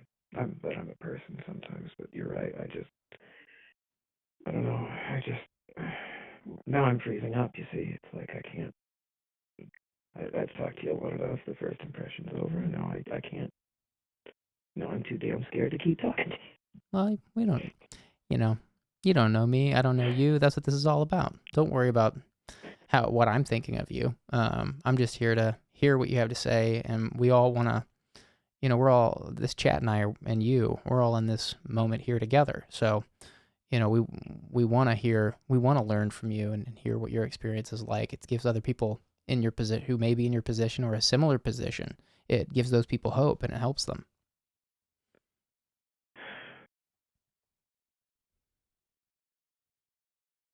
What is existence?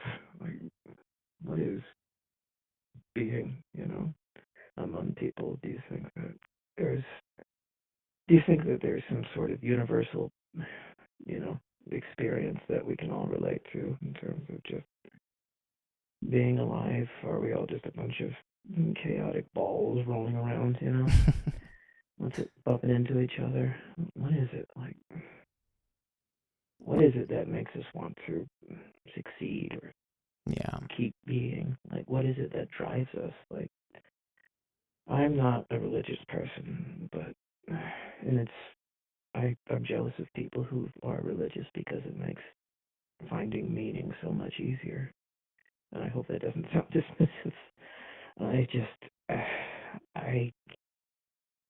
We're just a bunch of people.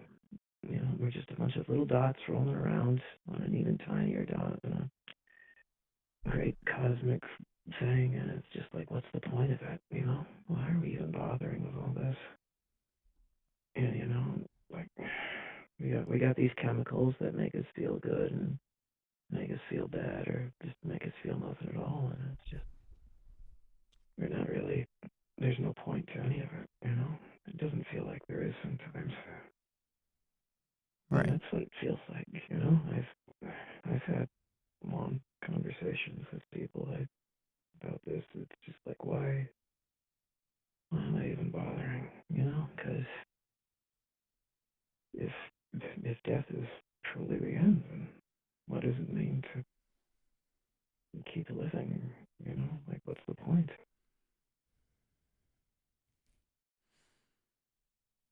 Well, of course, I can't answer that for you, and neither can anyone else alive, but I'm happy to go there with you if you want some feedback.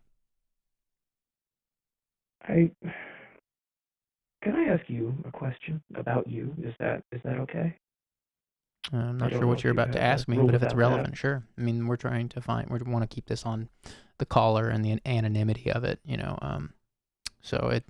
No, of course. If I share something, it has half the impact. Will wrap back around to me, but I want to ask you a question about Go for it. Your experience. Of course. because I'm talking about putting on a mask, but you're a YouTuber with at least 1 million subscribers, and I'm sure you have experience with putting on the face and being the Julian that's on YouTube and being the Julian that's off YouTube. And what does it?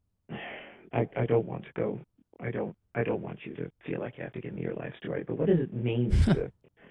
What does it mean for you when the mask comes off, when the cameras are done, recording, when it's just you sitting there eating dinner or something? What is it? What does the difference feel like to you? I guess I'm pretty stoic and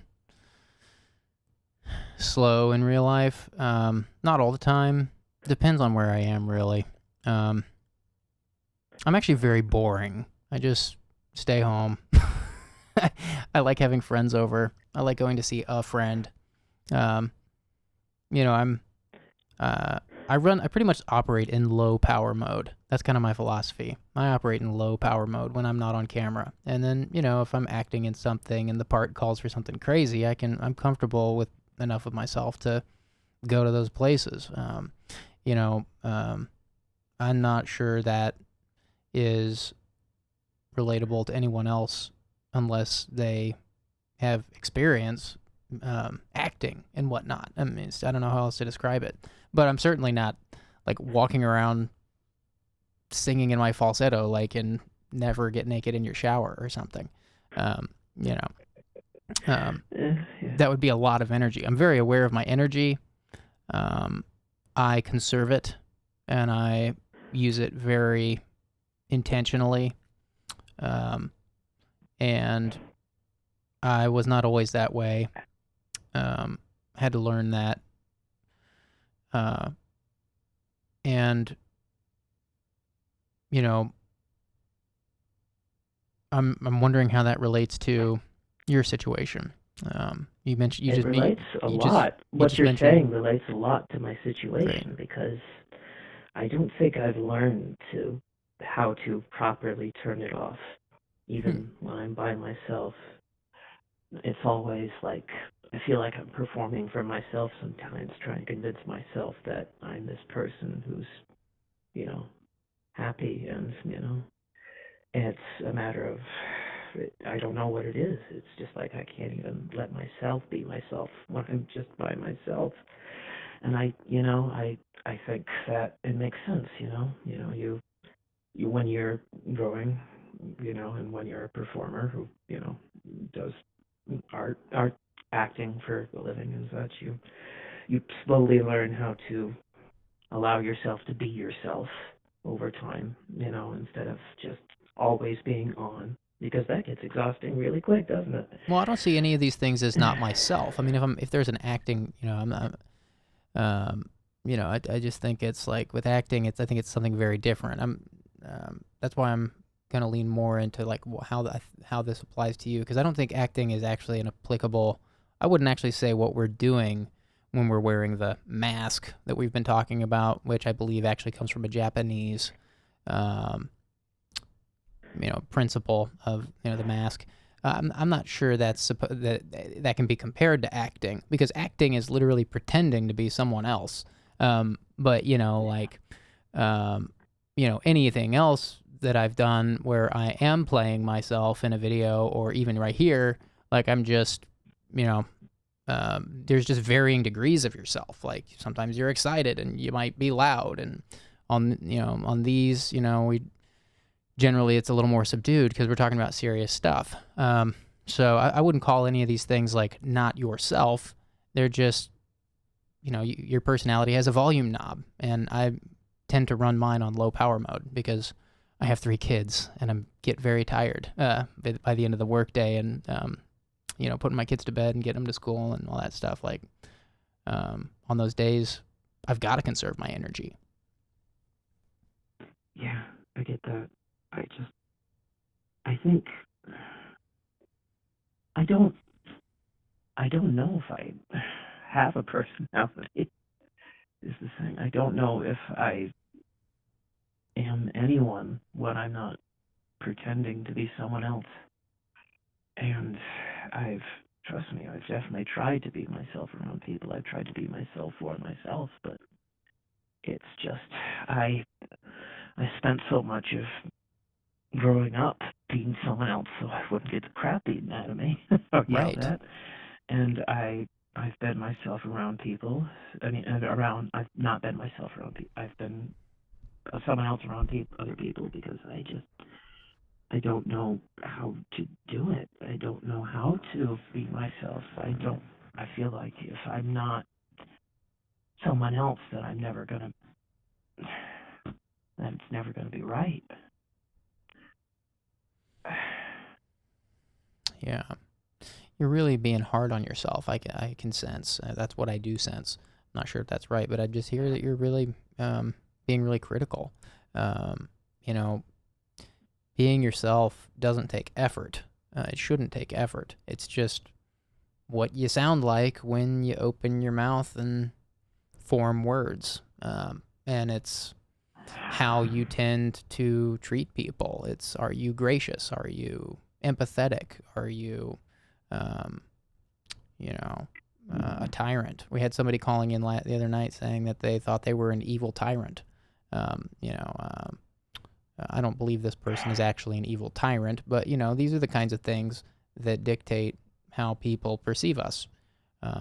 That's what I would consider your personality. And I don't think those things should take much effort, except for the effort it takes to listen, which actually takes a lot of effort. Listening is really, really hard. I mean, there's like entire books on effective listening.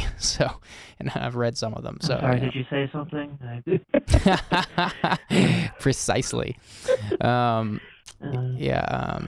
But that was well timed. I just want to encourage you that I think you've got a lot going on. For those who are just joining us, we have a caller who is autistic and trans and has severe social anxiety and is suffering from some self-doubt and questioning their personality. Also, it sounds like you were questioning lots of big cosmic items, like, you got a lot going on. And so I'm trying to, make this a helpful call for you, and I want you to leave here with the support you need. There's a bunch of great ideas in the chat already, I definitely want you to revisit those, but I don't feel like we're done here. If you're not exhausted, I'd like to keep going. If you'd like to keep going, I'm happy to keep going. It's like a Samuel Beckett novel in my head 24/7. It's like, oh God, please stop, slow down. Right. Looks like some people from the chat liked your joke about listening. That's going over well in the chat, so congrats. And I'm glad, See, there you go. That's your personality right there. You didn't try at all. It just came out. No, that was the mask, believe it or not. Maybe you're confused about what your mask is. I mean, I like that part of you. If that part of you is your mask, then I think you're laughing. You're laughing at it. So, it sounds genuine to me. It doesn't sound like an act. I mean, I could tell a fake laugh most of the time. I mean, there's obviously some really great actors. I'm about to break down in tears, buddy. I don't know what you're saying. Are you serious? I'm awkward and nervous. Yeah, I get that. I do get that. I do get that. It never stops. Right.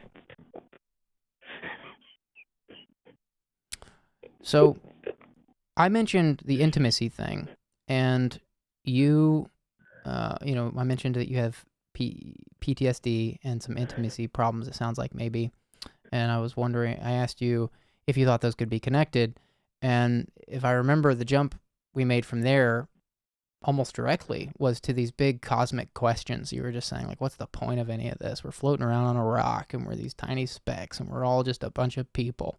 And we are just a bunch of people. It's what we are. Welcome.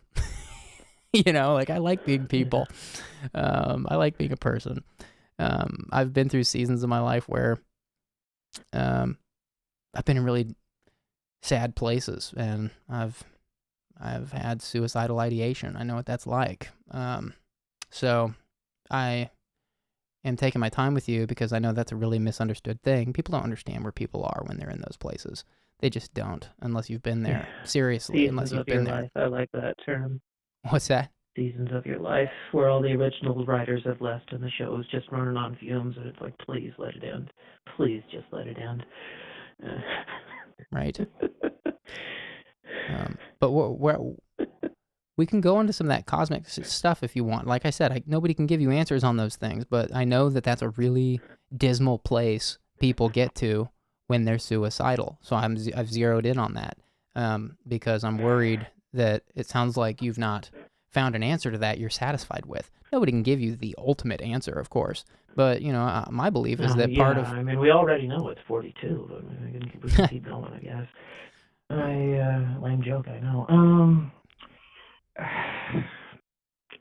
I want to talk about that. There's something else I want to talk about. It's just, we'll start big, we'll get small, I guess. There's this poem by Walt Whitman, and of course I can't remember it off the top of my head, and I'm not even going to try, but the basic idea is that, the narrator of the poem is listening to an astronomer talk about stars and their physical distance from us and what they mean and, what they're made out of. And then, the narrator leaves the lecture and looks up at the sky and sees the natural beauty, the cosmic scale of being. And it just, as much as I wish I could appreciate that natural beauty and the existence and, just appreciating how small we are in the grand scheme of things, it also makes me feel ignorant. It makes me feel like an ignorant douchebag because it's like, there's more there's more to life than looking at stuff and going, wow, that's pretty. But that's like, it just pulls at me, It's like, on the one hand, I wish I could just enjoy stuff, but on the other hand, it's impossible for me not to analyze it. And there's this car that's been sitting out on the road for a couple hours now with their headlights on, and I'm trying not to worry about that. So I'm going to close my blinds now. Sorry, I'm talking.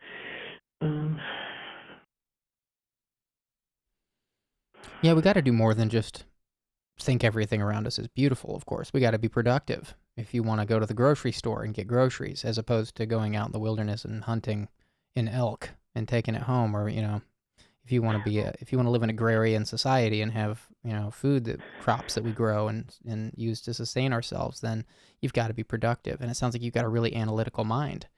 It sounds like you have a enormous capacity to be productive. Yeah, it just, have you ever seen the film Pi? Yes. I'm going to spoil Pi for everybody in the chat, so cover your ears if you don't want the film Pi spoiled for you. Pi, the math thing. At the end, the character who is this brilliant mathematician who's trying to uncover the secrets of the universe, he trepanates himself with a drill, drills a big old hole in his head. That way he doesn't have to think about that stuff anymore. And, sometimes I wish I could just do that, find a way to just turn it off and be like, okay, I'm going to go to work, I'm going to eat dinner, I'm going to go home, and that'll be enough for me. I won't have to feel like I have to perform for everybody. I won't have to feel like I have to do anything. I just wish it could be that easy. Yeah. Was it Dostoevsky who... no, it wasn't Dostoevsky. Who was this? Famous... I'm going to butcher this. Yeah, I believe... Darren Aronofsky or something. No, I'm not talking about filmmakers. I'm talking about an ancient Chinese emperor who wouldn't keep a firearm in his house because he was afraid he would kill himself if it was around. That was his answer for why he didn't... Oh, yeah, I definitely thought about that, too. Yeah. And I think that's just a really depressing way to look at life. I think when I hear people quote that or, reference things like that, makes me wonder, do you, you mentioned that, that scene in Pi where a person says they want a drill to go through their head and just end it all. Are you familiar with... they don't kill themselves. They just right. turn off their capacity for right. bigger thoughts. Right. Yeah. Have you done any reading on... I'm just trying to think of things that were helpful to me in places like this. It's been a long time. I will say at first, it's been a long time since I'm 35 now, and it's been a long time since I've wrestled with thoughts like these. I do believe... Got too many kids. Yeah, you'd be surprised where's the places you can go with kids. It's been years since I've had thoughts like that. but some of the things that helped me curb those and, think more productively were reading about the makeup of the human brain. It makes me wonder if you're familiar with the reptilian brain and the limbic system and the prefrontal cortex and all the impulses they're constantly feeding us and the decisions we have to make. Oh, big guy. I took a freaking biopsychology course, even though I'm an English major, because I just had to. I had to know the secrets. So, yes. Okay. And, yeah.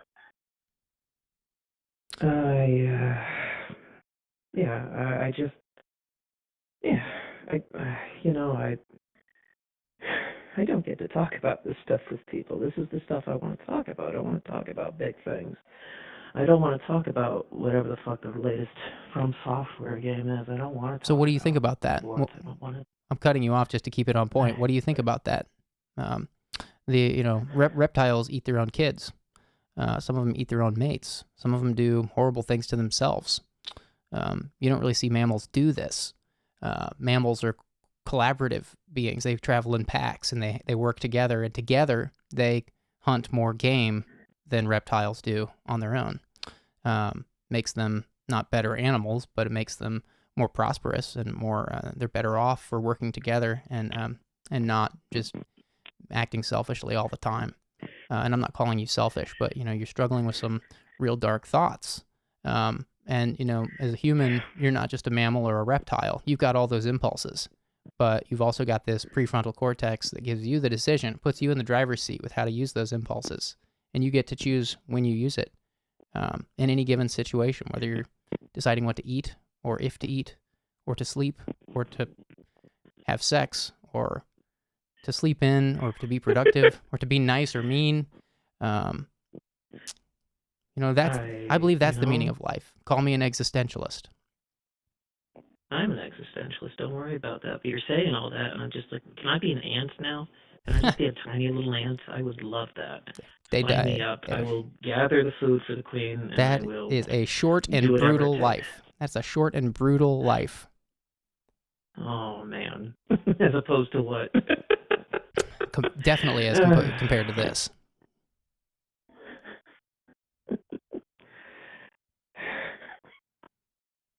I feel like I'm going to be real pointed. I know you're laughing, but you told me it's a mask, so I'm just going to be real pointed through it. Yeah. Nothing has done what people have done. Not ants. Not even not even dolphins. They have one of the most highly developed prefrontal cortexes outside of humans in the animal kingdom. No one has done what humans have done. I wouldn't want to be born anything but a human. The capacity we have, it's a crazy piece of hardware we're running, and it's complicated. We're really good at finding ways to kill each other. That's true. We're really good at that. Actually, no, not statistically. Statistically, we're better at being good mammals. Well, I need to see the good mammal rubric. I'm just saying most people aren't, and I'm not, this could be a slippery slope, and I want to be very clear, I'm not trying to be hard on you for thinking this way. I'm trying to give you hope because you're asking some big questions.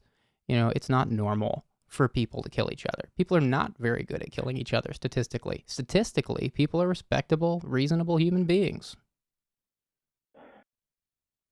If it weren't that way, then none of us would still be here. We would have died out a long time ago. If we were really good at killing each other.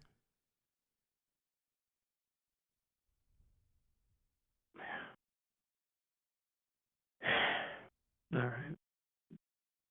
Okay. Does that give you hope? Yeah. No. No.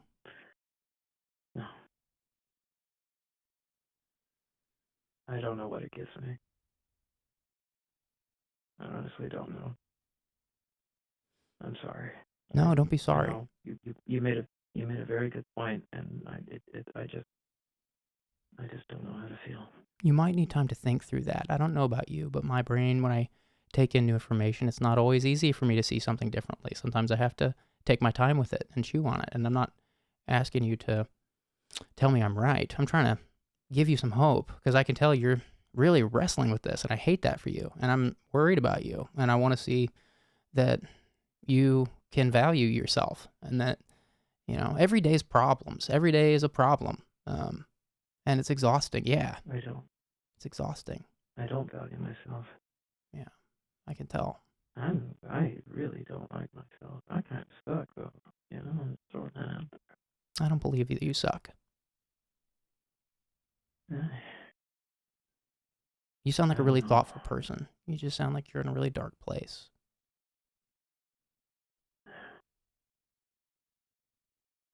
I hate my fucking job. Hate your job. Yeah, I hate my fucking job. I'm trying to do something better with my life. I wanted to be a writer, and that shit's fucking hard. So of course I got a real job while I was trying to write, but I don't know. I feel like I'm wasting my time with everything, and there's just no point in any of it. And yeah, that's pretty much it. I can't relate to anybody. I can't seem to do anything right. I just don't see a point in going on. And I can only, make jokes and be silly for so long before I go back to this, and just wishing I could. I don't know. You asked earlier what I thought we were living in. You just mentioned we were floating on this rock, and you said it was all meaningless, or you felt like you were dealing with feelings that it was meaningless. And I responded that no one can tell you that answer, of course, and you knew that. But I want to say, because you're still not. I'm just trying to unload anything that was helpful to me in these dark places, and I want to say that you're right. Entropy is everywhere. Everything falls apart unless it's maintained. And it's a lot of work to maintain things. That's why we can only care about so many things at any given time. We have to focus in order to maintain something. A house will fall over if it's not maintained. A relationship will fall apart if it's not maintained. Galaxies, ecosystems, rather, collapse when they're not maintained. Maybe the galaxies too, on that matter. Maybe we'll find that out. But entropy is everywhere. Entropy is this thing we can't escape. And yet, it's this party on Earth. I like to say it's a party on Earth. For some reason, even though the whole universe is falling apart, we have been alive here for long enough that not only is there an animal kingdom, but we have self-aware beings that are making things and inventing new ways to live. We invented civilization. I'm assuming you don't go out in the woods and have to hunt for your food every day, and that you can go to a grocery store. And I know you're dealing with... I don't know. I live in a pretty rural area. You'd be surprised sometimes. You don't have a grocery store?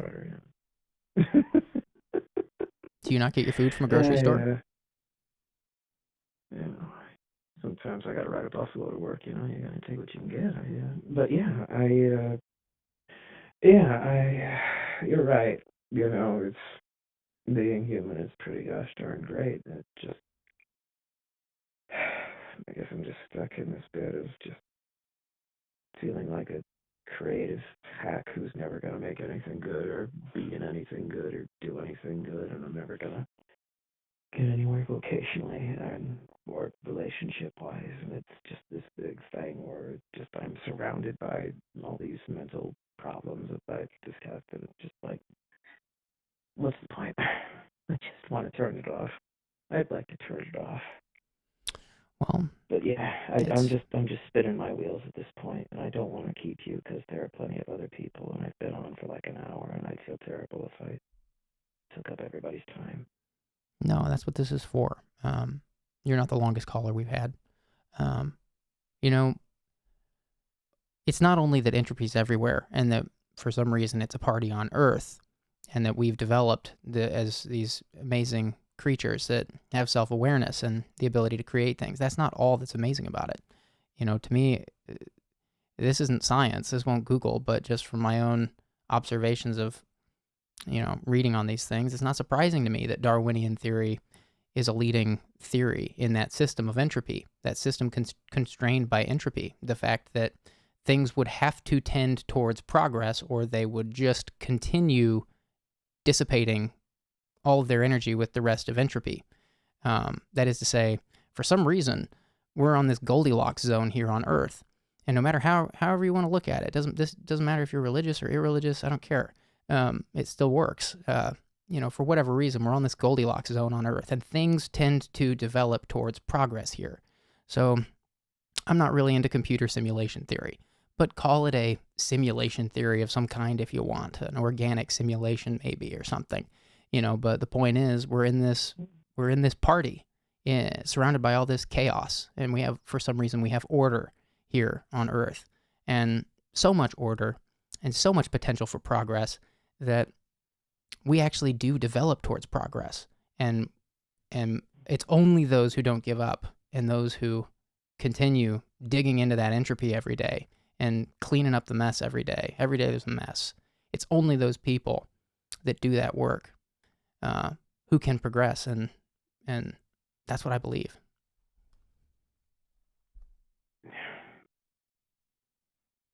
Okay. Does that help you?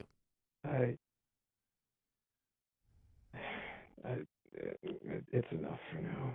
Like I said, I don't want to keep you, and I feel like I said everything I have to say, and it's probably not going to get any better, and I'm sorry. You sound really tired. I don't want to wear you out. You've got a lot of food for thought here from the chat and me at this point.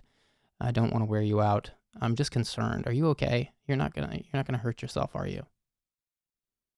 I'll be fine, probably. It's fine. It doesn't matter anyway.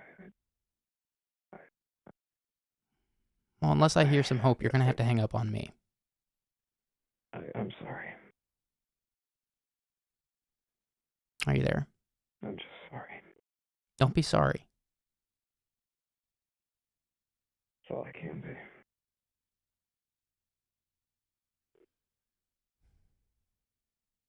You have a good night. Hey. Don't hang up yet. What? Okay.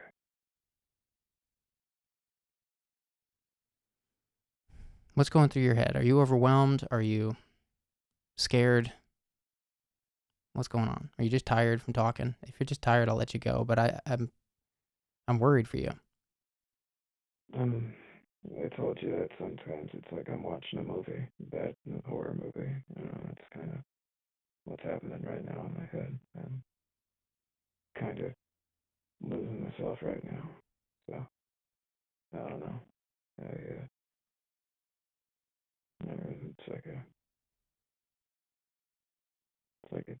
It's like a gif of just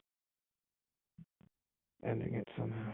It's like a gif of jumping off something or drinking something or cutting just right or something. It's pretty much all it is. It's like I've told people before, it's like a background program, It's like a background program 24/7. Like this little voice that's just like kill yourself, kill yourself, kill yourself, kill yourself, kill yourself, kill yourself. And then it's like that all day. And it's just always there, even when I'm driving to work, when I'm helping somebody, even when I'm on a call with a random YouTuber. Right? It's just like that all the time, That's what my life is, and I'm trying to live it as best as I can, and it's just not fun. You are doing a great job. You were raised under exceptional circumstances, under exceptional constraints. You deserve a break. You deserve someone who sees you and loves you. You know what my mom said when I told her I was trans? What'd she tell you? She told me I was just going to be a man with boobs. And she asked if I could wait until she died for me to start transitioning, because she didn't think she could handle it, and she threatened to kill herself if I didn't stop taking meds. I'm really sorry to hear that. That's pretty much what it's like, just being around people for me. It's pretty much what it's like. You are in a really bleak setting socially. You don't have a supportive mother. You were abused as a child. Sounds like extremely physically abused. You have PTSD. I don't know if it's physical. I don't want to act like it's physical. I don't know. It doesn't fucking matter anyway. I'm sorry. Talking.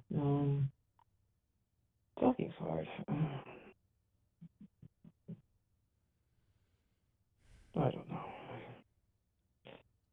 One of my exes basically said I'm not in like the Masters League in terms of shitty childhoods, but I'm on like page 6 of the leaderboard. You know, it's like, yeah, sounds about right. You know. Can you remind me your status with therapy? I remember you said you're on some meds. I believe you said on that. Meds. I do CBT, cognitive behavioral therapy, or whatever you want it to stand for, and I just, yeah, you know, I do that stuff. And you tried EMDR, you mentioned. Are you still doing these things? I know you said you paused the EMDR. You're still in therapy. That's good. Does your therapist know you're suicidal? Oh, hell yeah. They know that this is a constant monologue in the back of your head that you need to kill yourself. Yeah. It can be a pretty comforting thought sometimes, just to be able to turn it all off, you know. I know that's dark as hell, and I know that's pitch dark. It's just, you're in a dark place. Yeah.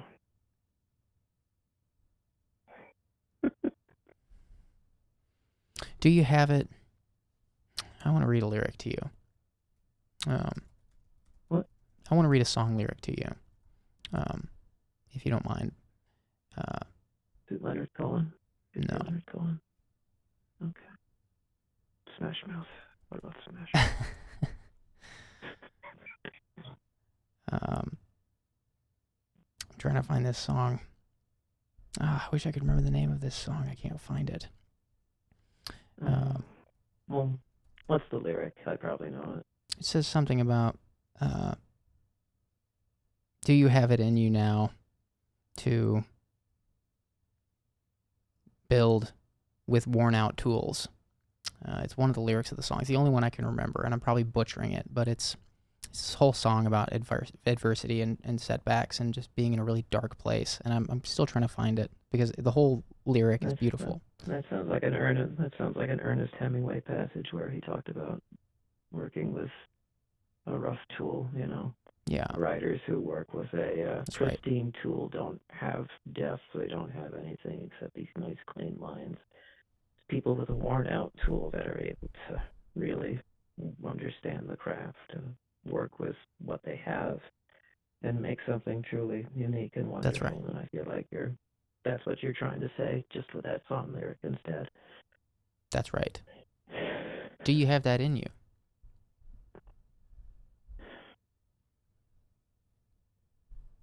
Well, Hemingway is probably not the best example considering how he passed away. This is not a Hemingway quote. You're right that Hemingway had a similar quote, but the quote I'm thinking of is a song, and I'm just really bad at the song references. I apologize, but the whole lyric is, I'm still trying to find this.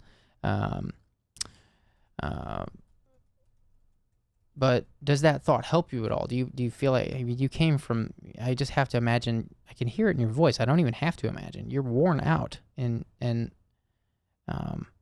I'm really, really concerned about you, and I care about your mental state right now, and I'm not going to hang up until I hear that something will be different tomorrow, that you'll do something different tomorrow. Something will be different. Oh God, I hope people better make popcorn, because that's gonna be it's gonna be a marathon. Order yourself a pizza, people. It's the long haul here.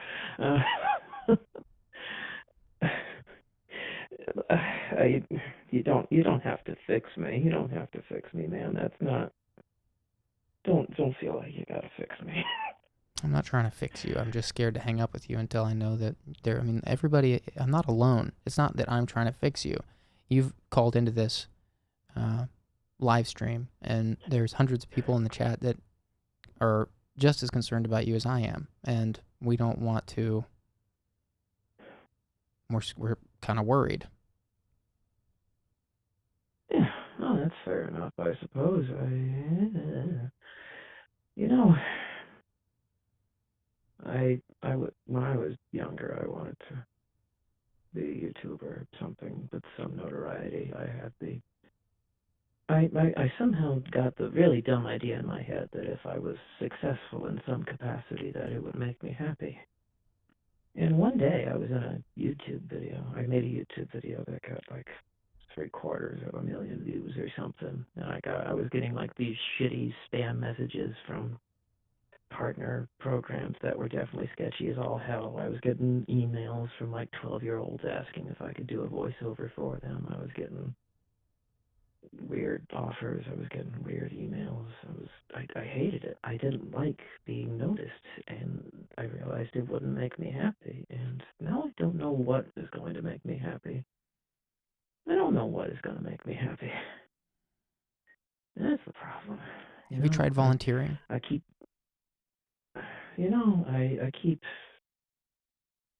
I keep feeling like if I make something good enough that I'll finally feel better, but it's not true. Yeah. It's a lie. A lot of people believe that lie. Of course it's a lie. Yeah. Oh no, it's a big lie. It's fucking, it's all consuming. It's a terrible lie, and discovering that really fucking sucked. Well, everything else was going on, and I think you gave me the wrong pronouns earlier. I'm she, her, but I don't care. I'm not even bothering to do my voice right now. I apologize if I did. You mentioned you're trans. I'm trying to be considerate of that. I apologize. Well, don't feel bad. I really care about you. I'm wondering what you think can be different. What's one small step you can take in the next 12 hours towards some healing? You've got a lot to work on, and I know that's probably got to be so overwhelming.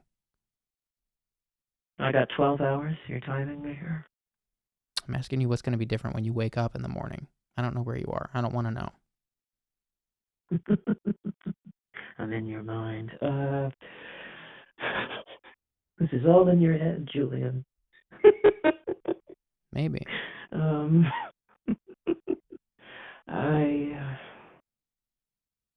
don't know. I'm going to go to work tomorrow. I'm going to be nervous that my boss will be upset with me about something. I'm going to go home, and I'm going to nap as soon as I get home. That's probably what's going to happen. I don't know what's going to be different. I don't know how to make good things different anymore, and I'm probably going to go on some Discord server and try to communicate with people, but I'm going to get nervous after like 10 minutes of not saying anything, and then I'm going to go and I'm going to listen to some album, and then I'm going to go to bed. This is the rhythm here. We just started a Discord server tonight. I don't know if you saw that, but in the video description, there's a link to our new Discord server, which a bunch of people are going to be using to support each other in different ways. It would be an excellent place for you. I mean, people already care about you. I want to take this opportunity to ask people in the Discord server, to whatever extent possible, to keep that anonymous as well, so that callers who want additional support outside of these calls or just encouragement can go there and be as open as they can be on these calls without, having any fear about what they're sharing being linked to their personal identity. And I'm not sure to what extent that's possible on Discord at this point, but I want to encourage you to go to Discord. I did put my social security number in my profile, so maybe I should change that before I start using the server. Tisk. But I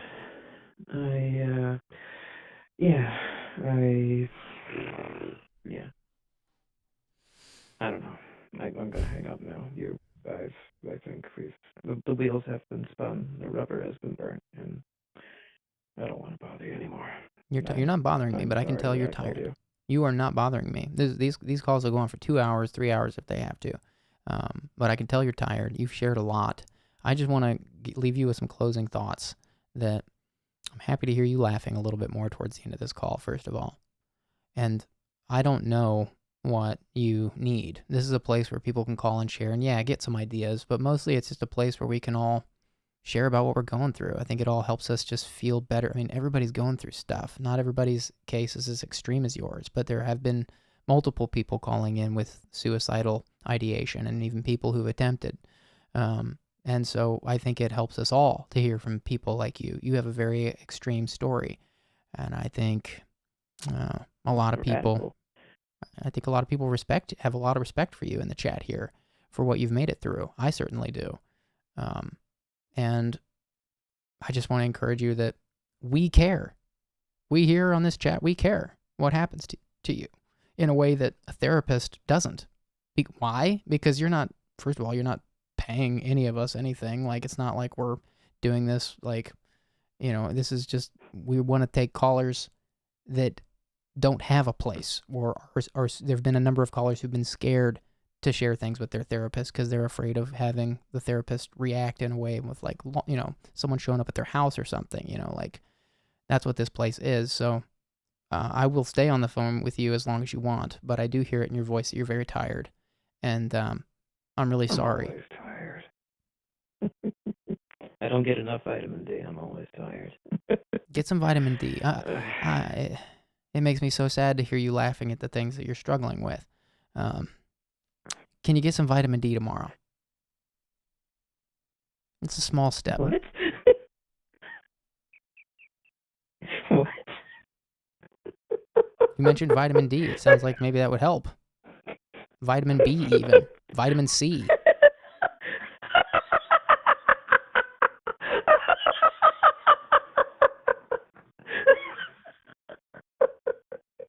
What's funny? I'll pick up the Sunny D at the store, That ought to fix it. And we're talking about vitamins.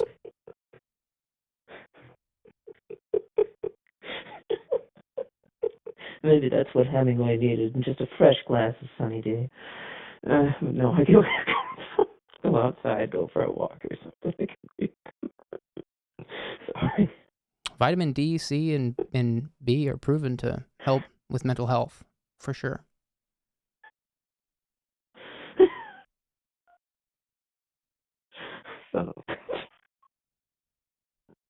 Look, like we just want to help you. That's all. We want to help provide ideas. I'm not sure what you need. It doesn't sound like I'm giving it to you. It makes me sad and scared. And that's how it goes with everybody I talk to. Eventually they just get sick of it. They're like, I don't know how to help you. Well, we're certainly not going to get to the bottom of that on an hour-long phone call here. I'm glad to hear you have a therapist. No, of course not. I don't expect you to. It's just like, that's how it's been with people I've known for years, too. And it's just like, it's hard to give a fuck anymore, but yeah. I think I should go. I think there are people who need help more than I do, and I'm sorry for taking up so much of your time. Don't be sorry. That's what this is for.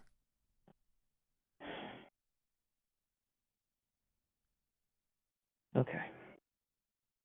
Are you okay? No, but I'll be okay. You will be okay. I know that makes no sense. It makes sense. I won't hurt myself. Okay. Good. I won't figure out how the pine fall under my sink tastes. Don't worry. I'm glad to hear that. That's not a good joke. It's a bad joke. Come on. You have a good night. I'm glad to hear you're not going to make any bad decisions. I'm going to make plenty of bad decisions. I'm just not going to kill myself. Have a good night. I'm glad to hear that. Wow, they just hung up. Caller, whoever you were, I hope you were okay. I hope you know all of us here in the chat care about what happens to you. I wasn't sure what you needed. We were all trying to listen and support. I'm not sure if we gave you what you need. Please, we want you to call back if you need to talk more about this. I do think from the short time we spent on the phone, it sounds like you've got some real things to figure out with your intimacy. I did notice the deeper we got into the conversation, you even pointed it out, which is why I was paying attention, that the deeper we got into the conversation, you had a harder and harder time. It wasn't that you weren't keeping focus, but it was that there was almost like some deflection happening where the conversation couldn't go to certain places. And I'm not sure why that was. I don't think anybody would be able to tell you why that was from an hour-long phone call, but I'm glad to hear it sounded like some progress was made. It sounds like you aren't going to do anything to yourself tonight, and I was really relieved to hear that. I would have kept talking to you. I understand you were tired. I respect that you hung up. But I just hope you know that we all care about you here and that you can call back here anytime. And we're not going to track any information on you. You tell us you're suicidal, we're just going to talk and listen because we care. That's why we're doing this. So, with that, we're going to take a short intermission. Thank you to the chat. I was almost useless to you on that entire call. I was spending all my energy on focusing on the caller. I did mention to the caller that there's a bunch of good thoughts in the chat. I did try to reference a couple things. But I am going to take a quick intermission, and then we'll take one more call for the night. Maybe two, depending on what happens. We're going to go until about midnight Central Time. And with that, we'll take a quick intermission. Be right back.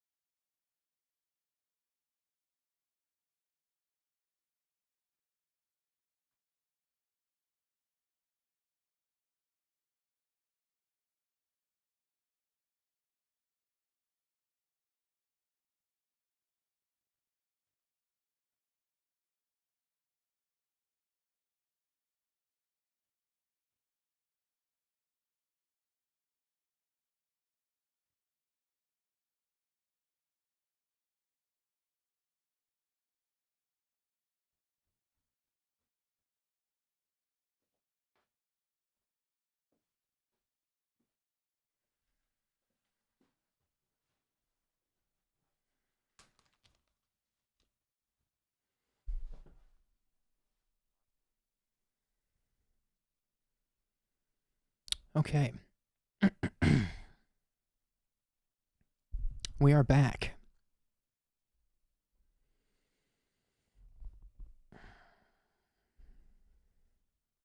Thank you guys for all the ideas. To that last caller, I'm going to be thinking of that person for a while.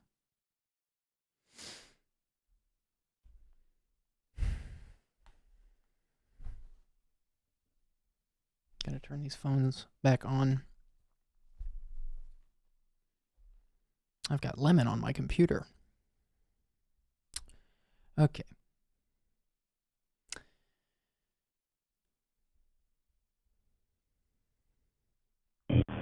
Hi, thanks for calling.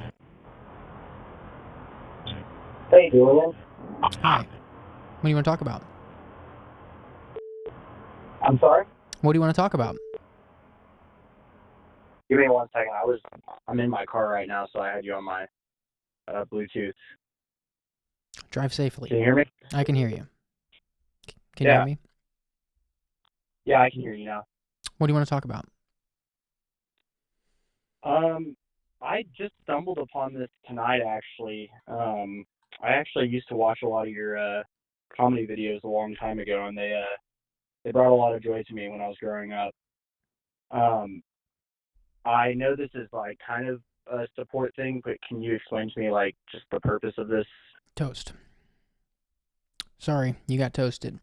That means, we're ruthlessly trying to pursue callers that need to call in. Please call back if you've prepared something. We've tried to make that really clear on the screen. I apologize if I've toasted the wrong person, but we're trying to present all this on the screen just so we can quickly get to callers who are trying to call in. We've had callers calling in suicidal states and people in really difficult situations. So I've toasted that person. Here we go. Next caller. Hi, thanks for calling. Hi, Julian. I didn't expect you to actually answer. I'm not gonna lie. What do you want to talk about? My name's Darian. Toast. Don't give me any names. No names, no locations.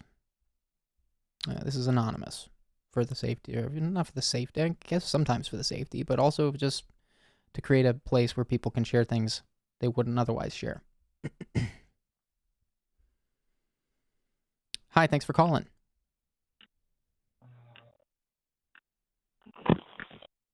Hello? Hello? Hi, thanks for calling.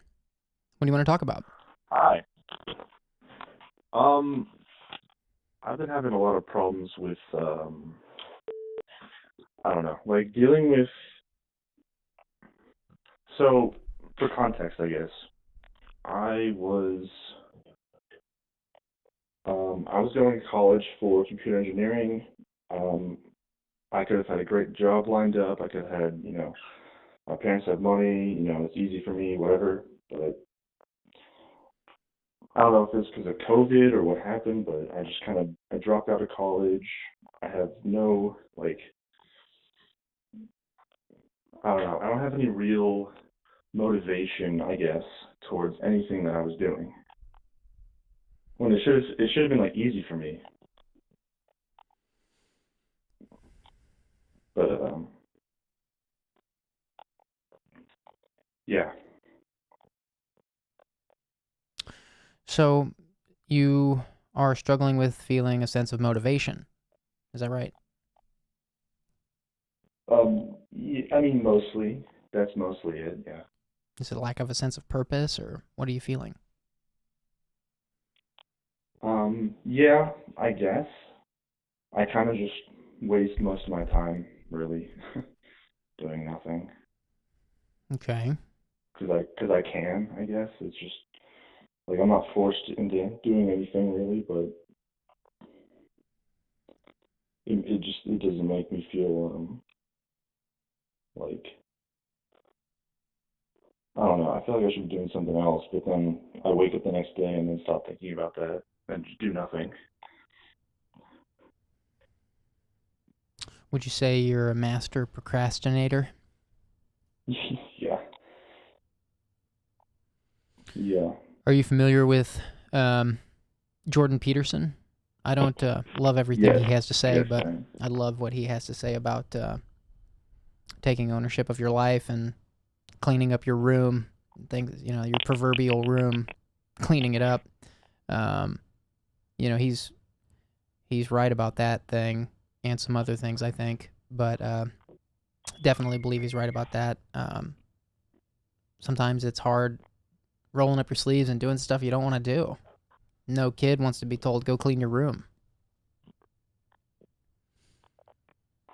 Yeah.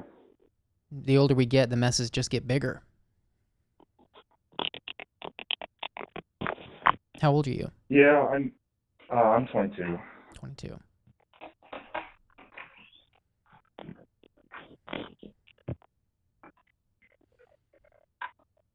But I don't know. Like I'll have this conversation and then I'll go the next day and I won't do anything about it. Because I've been through therapists and like it doesn't really help.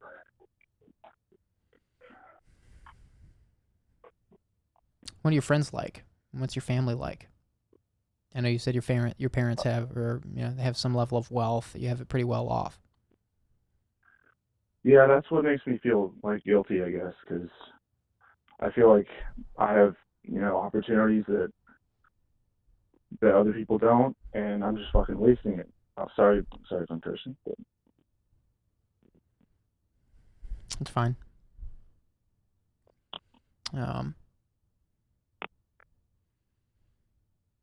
What's one thing you wish you would do differently tomorrow?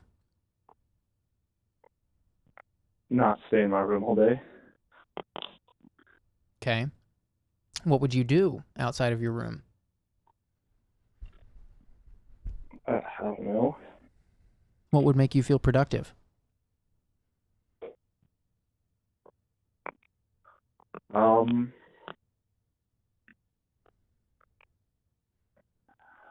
Maybe like I've always wanted to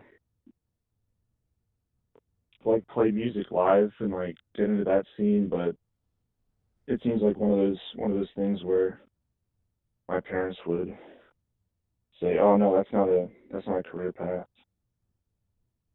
It's not a real career path."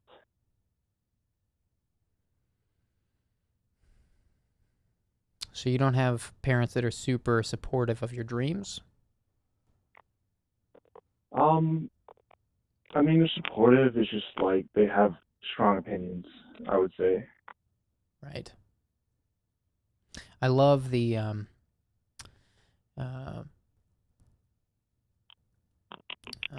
in Matthew McConaughey's book, Green Lights, he talks about his parents.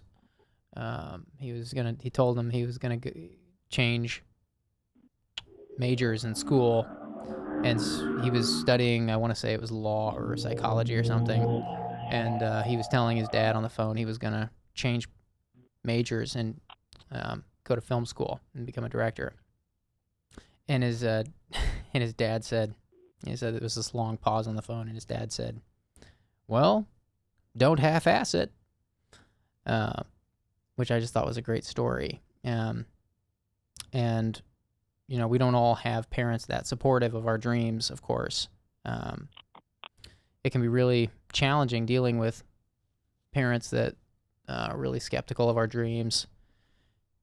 Of course, a lot of people disregard that skepticism and apply themselves in productive ways and make something of themselves out of their dreams. And other people, everyone has dreams and aspirations. That's why they're called dreams and aspirations. They're not called guarantees. We don't all get what's, we don't always get exactly what we want in life. Actually, I would say most people never get everything. Actually, I would say no one gets everything they want in life. That's probably what I would say, if you're asking me. Yeah. I would venture to. We have to imagine that even Elon Musk and Jeff Bezos don't have everything they want in life, because they're human. Money can only buy so many things. So, and at the same time, we can't all is not sustainable for us all to be, rich, wealthy business tycoons or, in world famous bands or things like this. It's just not possible. There's a reason we call celebrities celebrities, because we celebrate them, because they've applied themselves in a productive way.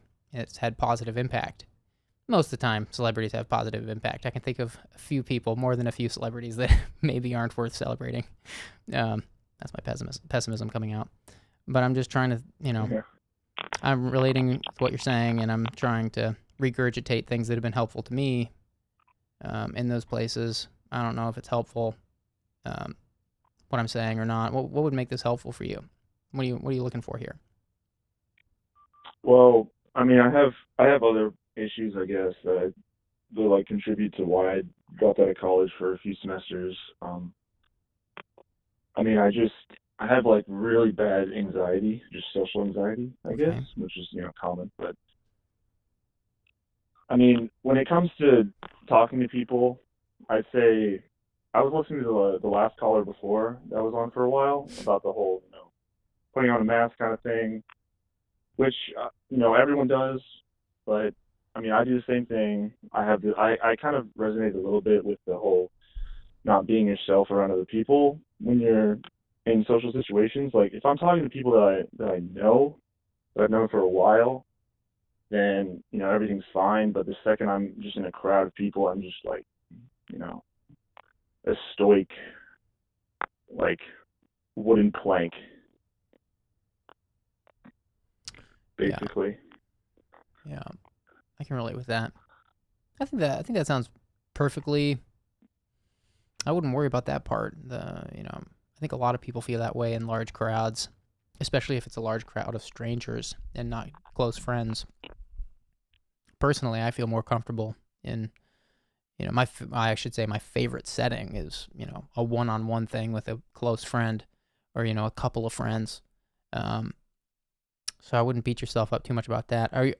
Michael Eldridge from the chat has referenced The War of Art, which is a great book by Stephen Pressfield, which I've read. I think it's a great reference here. Have you read that book? No, I don't honestly read that much.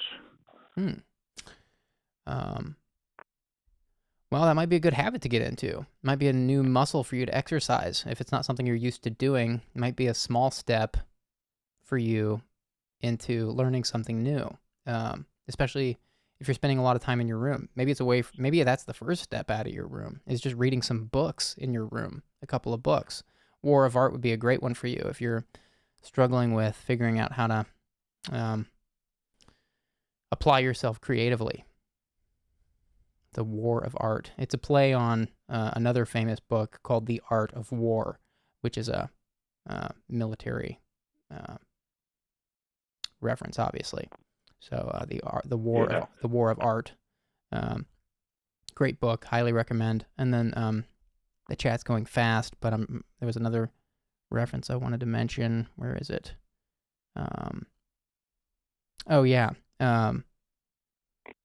Atomic Habits by, I believe, is it James Clear? Didn't he write that? James Clear. Those would be two great books for you to read right out of the gate. Let me see here. I'm just making sure. Yeah, it's James Clear, Atomic Habits. That's what I thought. James is a nice guy. I couldn't remember if that was his book or not. But great book. Highly recommend Atomic Habits. I was trying to be real careful with who I attributed that book to. But yeah, I would actually say, from what I'm hearing, it sounds like you've got some motivation challenges. Atomic Habits by James Clear. You think you could, there's an audio book, I believe. Maybe you could just start by listening to that and then reading The War of Art. I believe those came from the chat, and I thought they were extremely relevant. You think you could get into that? Yeah, Atomic Habits and War of Art. Yeah, I think those would be two great books for you to read, and a great muscle for you to exercise doing something that's a little outside of your comfort zone. The stage of life you're in is a rough time where you're learning to invent yourself. Your whole life is in front of you, and a lot of kids today aren't really taught productive habits And Atomic Habits is a great book for someone like you to read, in my opinion, and in the opinion of the chat, it looks like. Yeah, I'll definitely have to check that out for sure. And James Clear has a bunch of great books that I'd recommend checking out. I love audiobooks. I like that I can just pop some headphones in and do some dishes or go for a run, or I listen to it in my car. You can listen to a book anywhere. And then, if I really like a book, I'll buy a hard copy and then read it. And it's amazing the different things I get out of a book when I'm reading it versus listening to it. So I do think I'm with the chat here. They're kind of lighting up at these book recommendations. I'm with the chat that these would be 2 solid books for you to read. And I do want to encourage you that a lot of this stuff you're going through, I think, is developmental. Not to belittle what you're experiencing, because I know that's a really rough time. I want to repeat that. Your 20s are a really rough time. And you're getting lots of love in the chat, so I hope you revisit and go through all the ideas that are in here. But, yeah, I think... yeah, for sure. What are you thinking when we're talking about this? I mean, I'll do my best to check it out.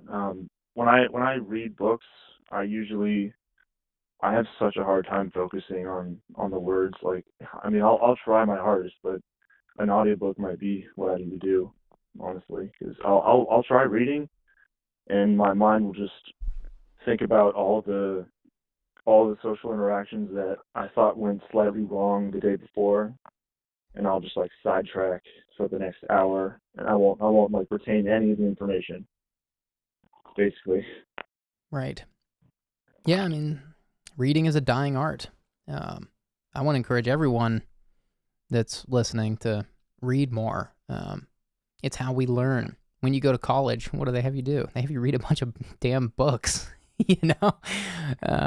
Yeah. It takes focus. They do. It's a good muscle to exercise. Sounds like you know that. It is, but the problem with college is I'm just doing a bunch of crap that I don't care about. Like, I've been through, like, I would say my high school years were harder than my college years at this point. Like, I feel like I'm just wasting time right now. Like, I'm just going through all these generic, like, state recommended public school, like, take writing class, take American government class. Like, it's all just a bunch of crap that I'm just wasting money on, is what it feels like. Right. I hear the frustration in your voice. KO from the chat asks what you care about. I think that's a great question. I care about music. I care about my friends. That's mostly it right now. I mean, I could say I care about video games, but that's more of a distraction, I would say. But despite it taking up most of my time right now, because I'm taking online classes, and to be honest, they're a complete joke to me.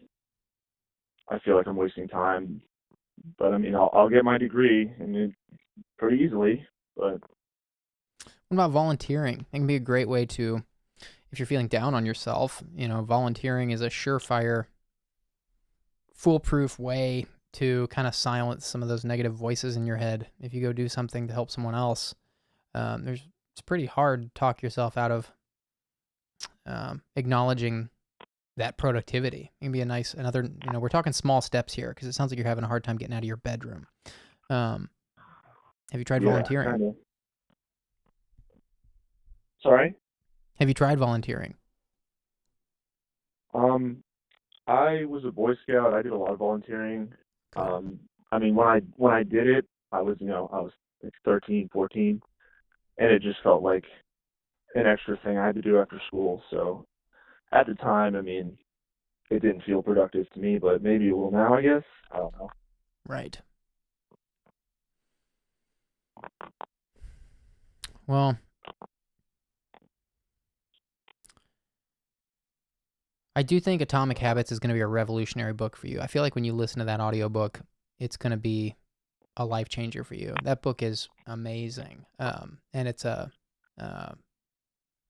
It was a #1 New York Times bestseller for a long time. I believe it was #1 for a long time. If it wasn't #1, it was up there in the top 10 for a long, long time. They've sold over 1 million copies, I want to say. It's wildly popular. And I think it's because there's a lot of kids, a lot of millennials, a lot of Gen Zers, and a lot of even Gen Xers who just weren't taught.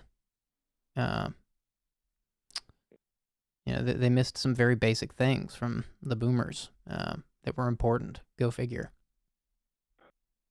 Yeah, I feel like my biggest thing about like why I feel like I've ended up here is just honestly just the banking system in general is just I feel like school has taught me to hate learning, really.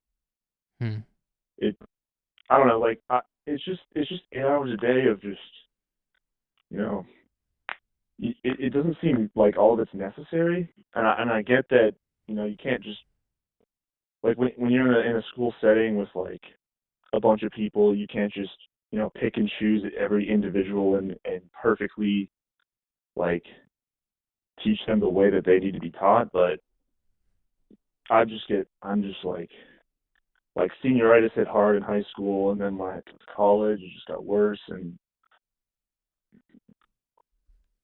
yeah, just a like lot of... I'm getting this degree, but I'm like learning, quote unquote learning, but like half the stuff I'm doing in college I've learned in high school. Honestly, like more than half even. What are you studying? Like it's like I've wasted 2 years. What are you studying? I was studying computer engineering originally, and I just really stopped studying and caring for a year or two. So the motivation was pretty low, and I dropped out. I transferred to a public school, and now I'm doing integrative studies. But I mean, nobody knows what that is. It's really just a major you take if you're trying to fit a bunch of classes into a major that will take a bunch of random classes together and put them together, basically. Right. So it's really not even what I want to do at all. It's just what was more convenient to save money and to get my degree faster. Well, computer engineering's a good major. That could be worth finishing. I know there's a lot of opinions on the American education system, depending on where you are. Don't tell us where you are from, where you're calling from. I apologize, I'm yawning, not because I'm tiring of this discussion. It's just, I'm tiring. I'm just getting, it's that time of night. I'm still here, don't worry. But do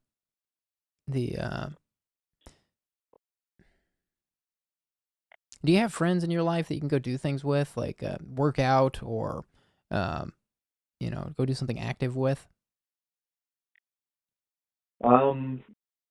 I mean, I have plenty of friends I talk to online that were high school friends. They're all kind of in different places now.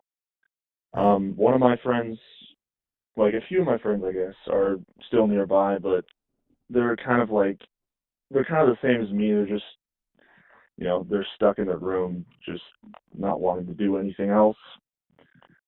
I mean, I'm sure I could, go get food with them every once in a while, but I don't think there's any,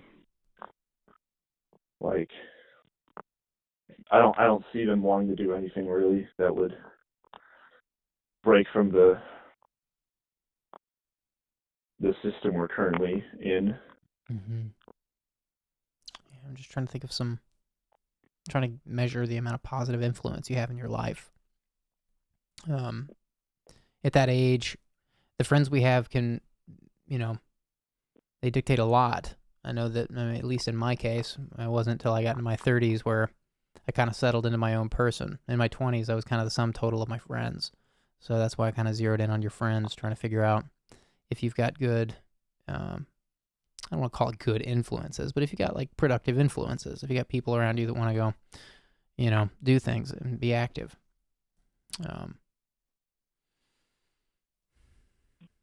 I mean, I wouldn't say they're really active. Okay. They're kind of like me. Do you get exercise?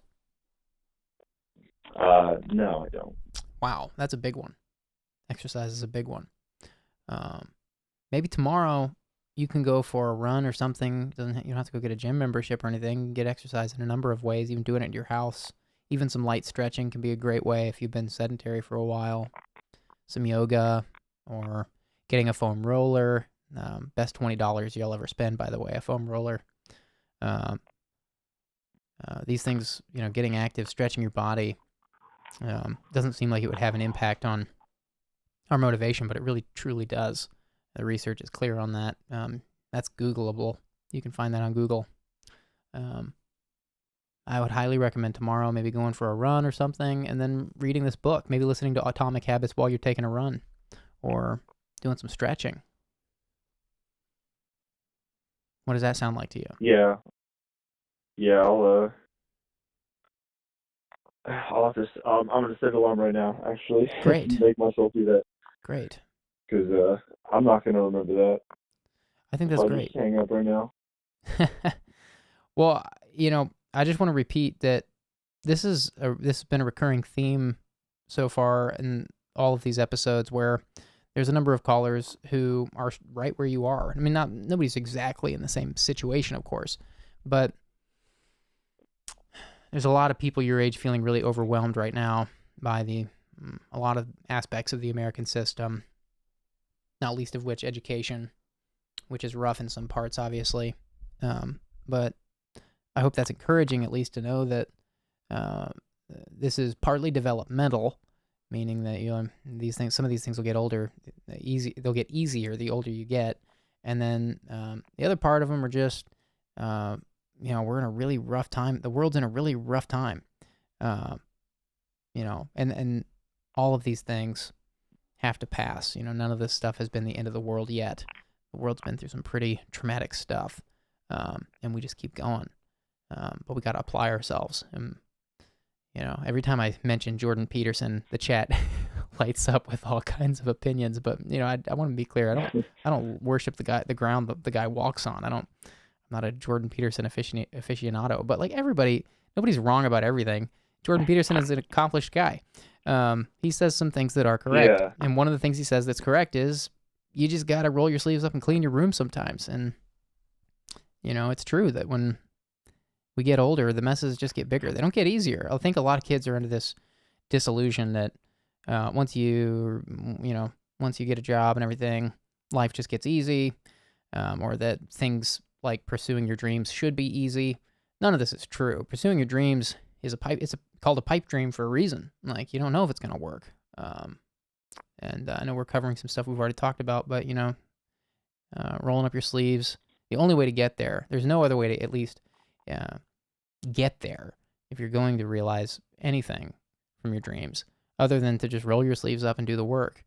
So I'm glad you called in. I really hope you get some value out of those book recommendations, Atomic Habits and The War of Art. But they were helpful for me to read.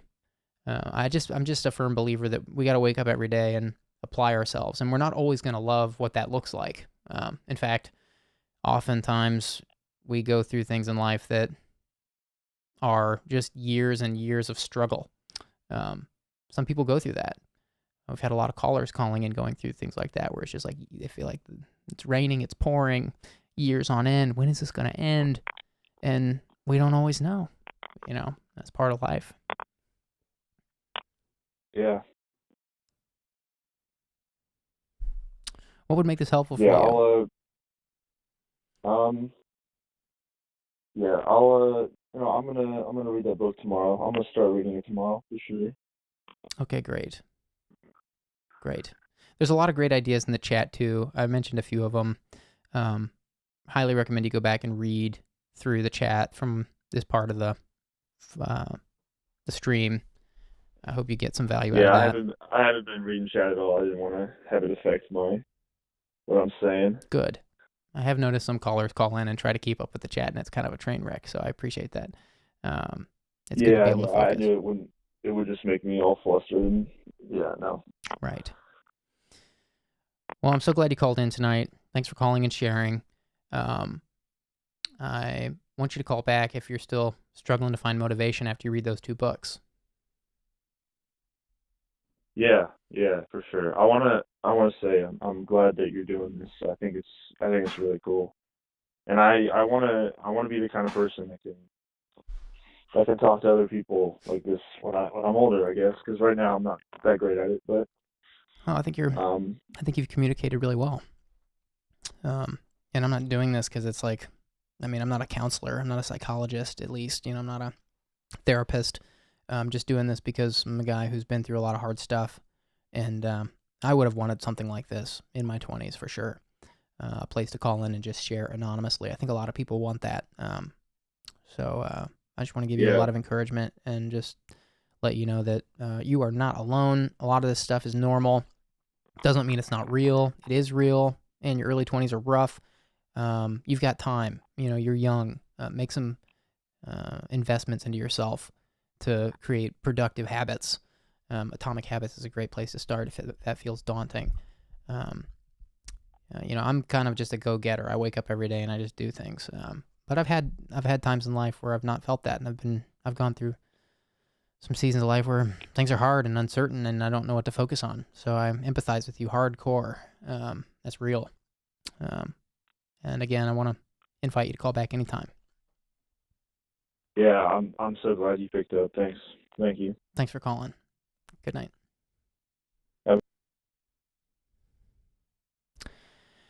All right, chat. 3 minutes till midnight.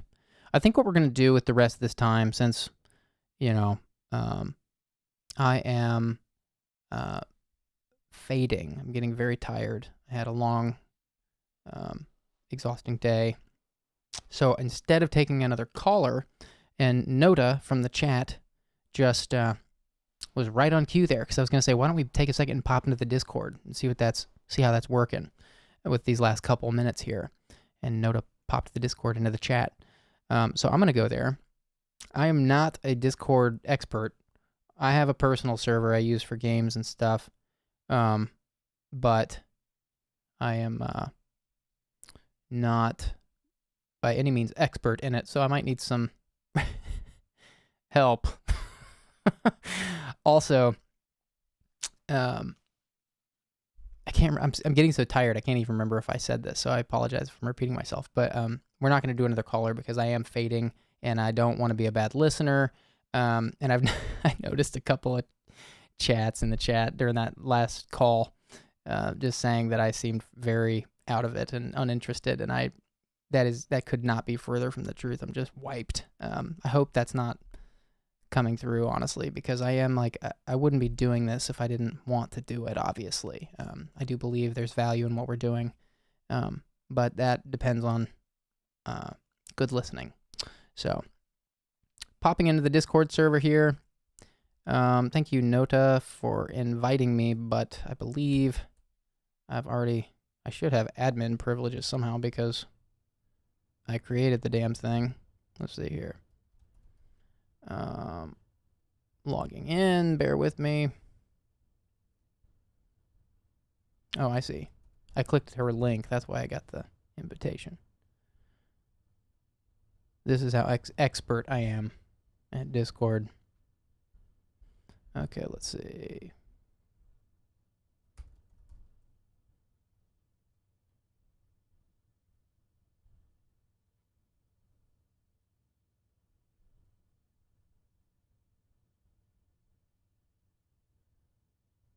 I'm still not in yet, but I'm close. I do want to take this, while I'm getting this logged in, I need some volunteers to moderate this Discord. I can't do this on my own. I can barely, this whole thing is a wild experiment, this whole live stream. The Discord, I believe, is a great idea, but I am going to need, I'm just really, my biggest fear about this Discord is that it's just going to be a mess with spammers and trolls. So if anyone wants to step up and be a mod, I will be discerning and by no means generous with that title, but I will be looking for people that seem like familiar faces. So, yeah. All right, I am in the server. Great, there's already some action in here. I'm going to actually, let me think here. How would I do this? I'm not sure if I'm set up to share my screen. I wanted to show people who may not know what Discord is, what we're looking at here and why they might want to join, but I have not prepared to share my screen, so I'm not even going to attempt to do it right now. Discord's a great place for those who may not know it's like a giant chat room with themes. We've created one for this show where the community was asking for, people in the chat were asking for a place like this that could be a community for people to get together and talk about experiences and whatnot, just kind of keep the conversation going in between live streams. So it's basically just like what you just watched with the chat, only there's no video. There's no, live stream element. It's just like real time, like people just talking. It's very popular with a lot of different types of communities. And I'm in here now, though I'm not paying very good attention. Some people are confused by my screen name. Yeah, I'm Julian.s in that Discord chat. I'm not sure if it shows me as the creator of the room or not. Maybe I should have picked a better screen name. But yeah, that Julian.s in the Discord is me. I see about 40 people in here now. Yeah. Great. I love to see some people are already in here. Lighten it up. So I hope this is a good resource for you guys. I hope you guys use this well. If you're listening, please don't come in here. I mean, people are going to be trying to be vulnerable in here. I know a lot of you might be 12 years old. Actually, it's probably not true anymore. I've been posting way too long, so a lot of you are probably older now. But, if you can resist the urge to pollute this place and just leave it as a clean, leave people be in here. This is not like a sports chat room or something. People are going to be real in here, so please be respectful.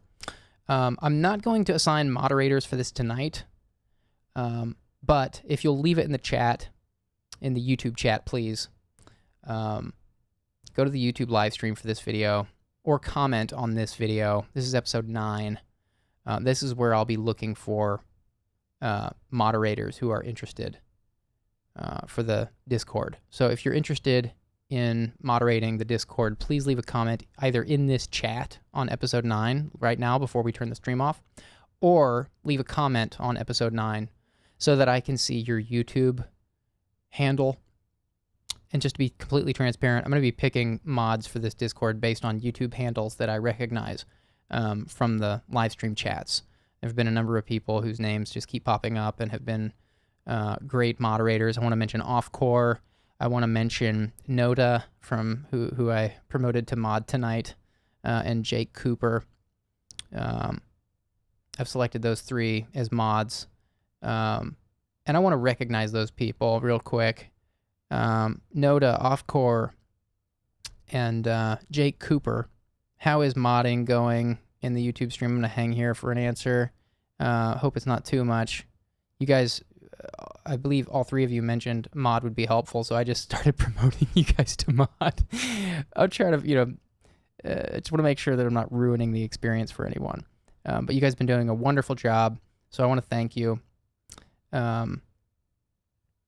Offcore asked if people can go back and read the chat with these streams. You can. The chat stream, the live chat is left on all of these stream replays, but you do have to toggle it. So if you go to the video and as the replay, in the bottom part of the screen where it says like and dislike and share, there's an option called live chat. And if you toggle that button, you'll see the chat as it was in the episode. So I will be going back and looking at the chat for people interested in modding on Discord, and I'll also be looking at comments, just regular video comments in the replay for recognizable, familiar-looking YouTube handles. Like I said, there's a number of people whose names I will probably be recognizing for that. Glad to hear everyone's feeling good. Thank you guys for taking care of the trolls. I wasn't able to keep up with who was getting. I saw a couple of timeouts and stuff. It seemed like everybody was doing their best. So thank you, mods. And thank you to all the rest of the viewers and the people in the chat for supporting all these callers. And for your patience as we slowly figure out what this thing is. Hope everybody enjoyed tonight. I certainly am left thinking about a lot, especially to our second to the last caller, whom again, I just want to say, if you're still listening, you are worth investing in, and I hope that you can become comfortable operating in your everyday life without that mask, and I hope you can find ways to express yourself that feel honest to you. I hope you know that is, some of what you shared is really extreme and specific, and some of what you shared is really normal and developmental. And I hope you take some steps to invest in yourself and take care of yourself. And to all the callers who shared tonight, I hope the same, that you take steps towards investing in yourselves and living productive lives. And just want to encourage anyone who's been trying to call in who hasn't gotten in yet to please continue trying. I'm not planning on letting this up, so there should be plenty of time in the future for us to get to, you would think, at the very least, all of these early viewers from these last 9 episodes, because there's not a ton of viewership on these yet. And I do hope we can get to everyone. I've been seeing a number of chats from people who've been saying they've been trying to call in for weeks now. Please keep trying. And I just love these every time we do this. It feels so inspiring, and there's so many amazing people out there, so many amazing stories, and so many difficult things as well that are hopeful in their own way, in that we are all going through very similar things, and that's what this is all about. Thank you guys for watching. We do these on Sundays, Tuesdays, and Thursdays at 9 p.m. Central for about 3 hours. We'll be back Thursday at 9 p.m. Central. Thanks for watching, and we'll see you next time.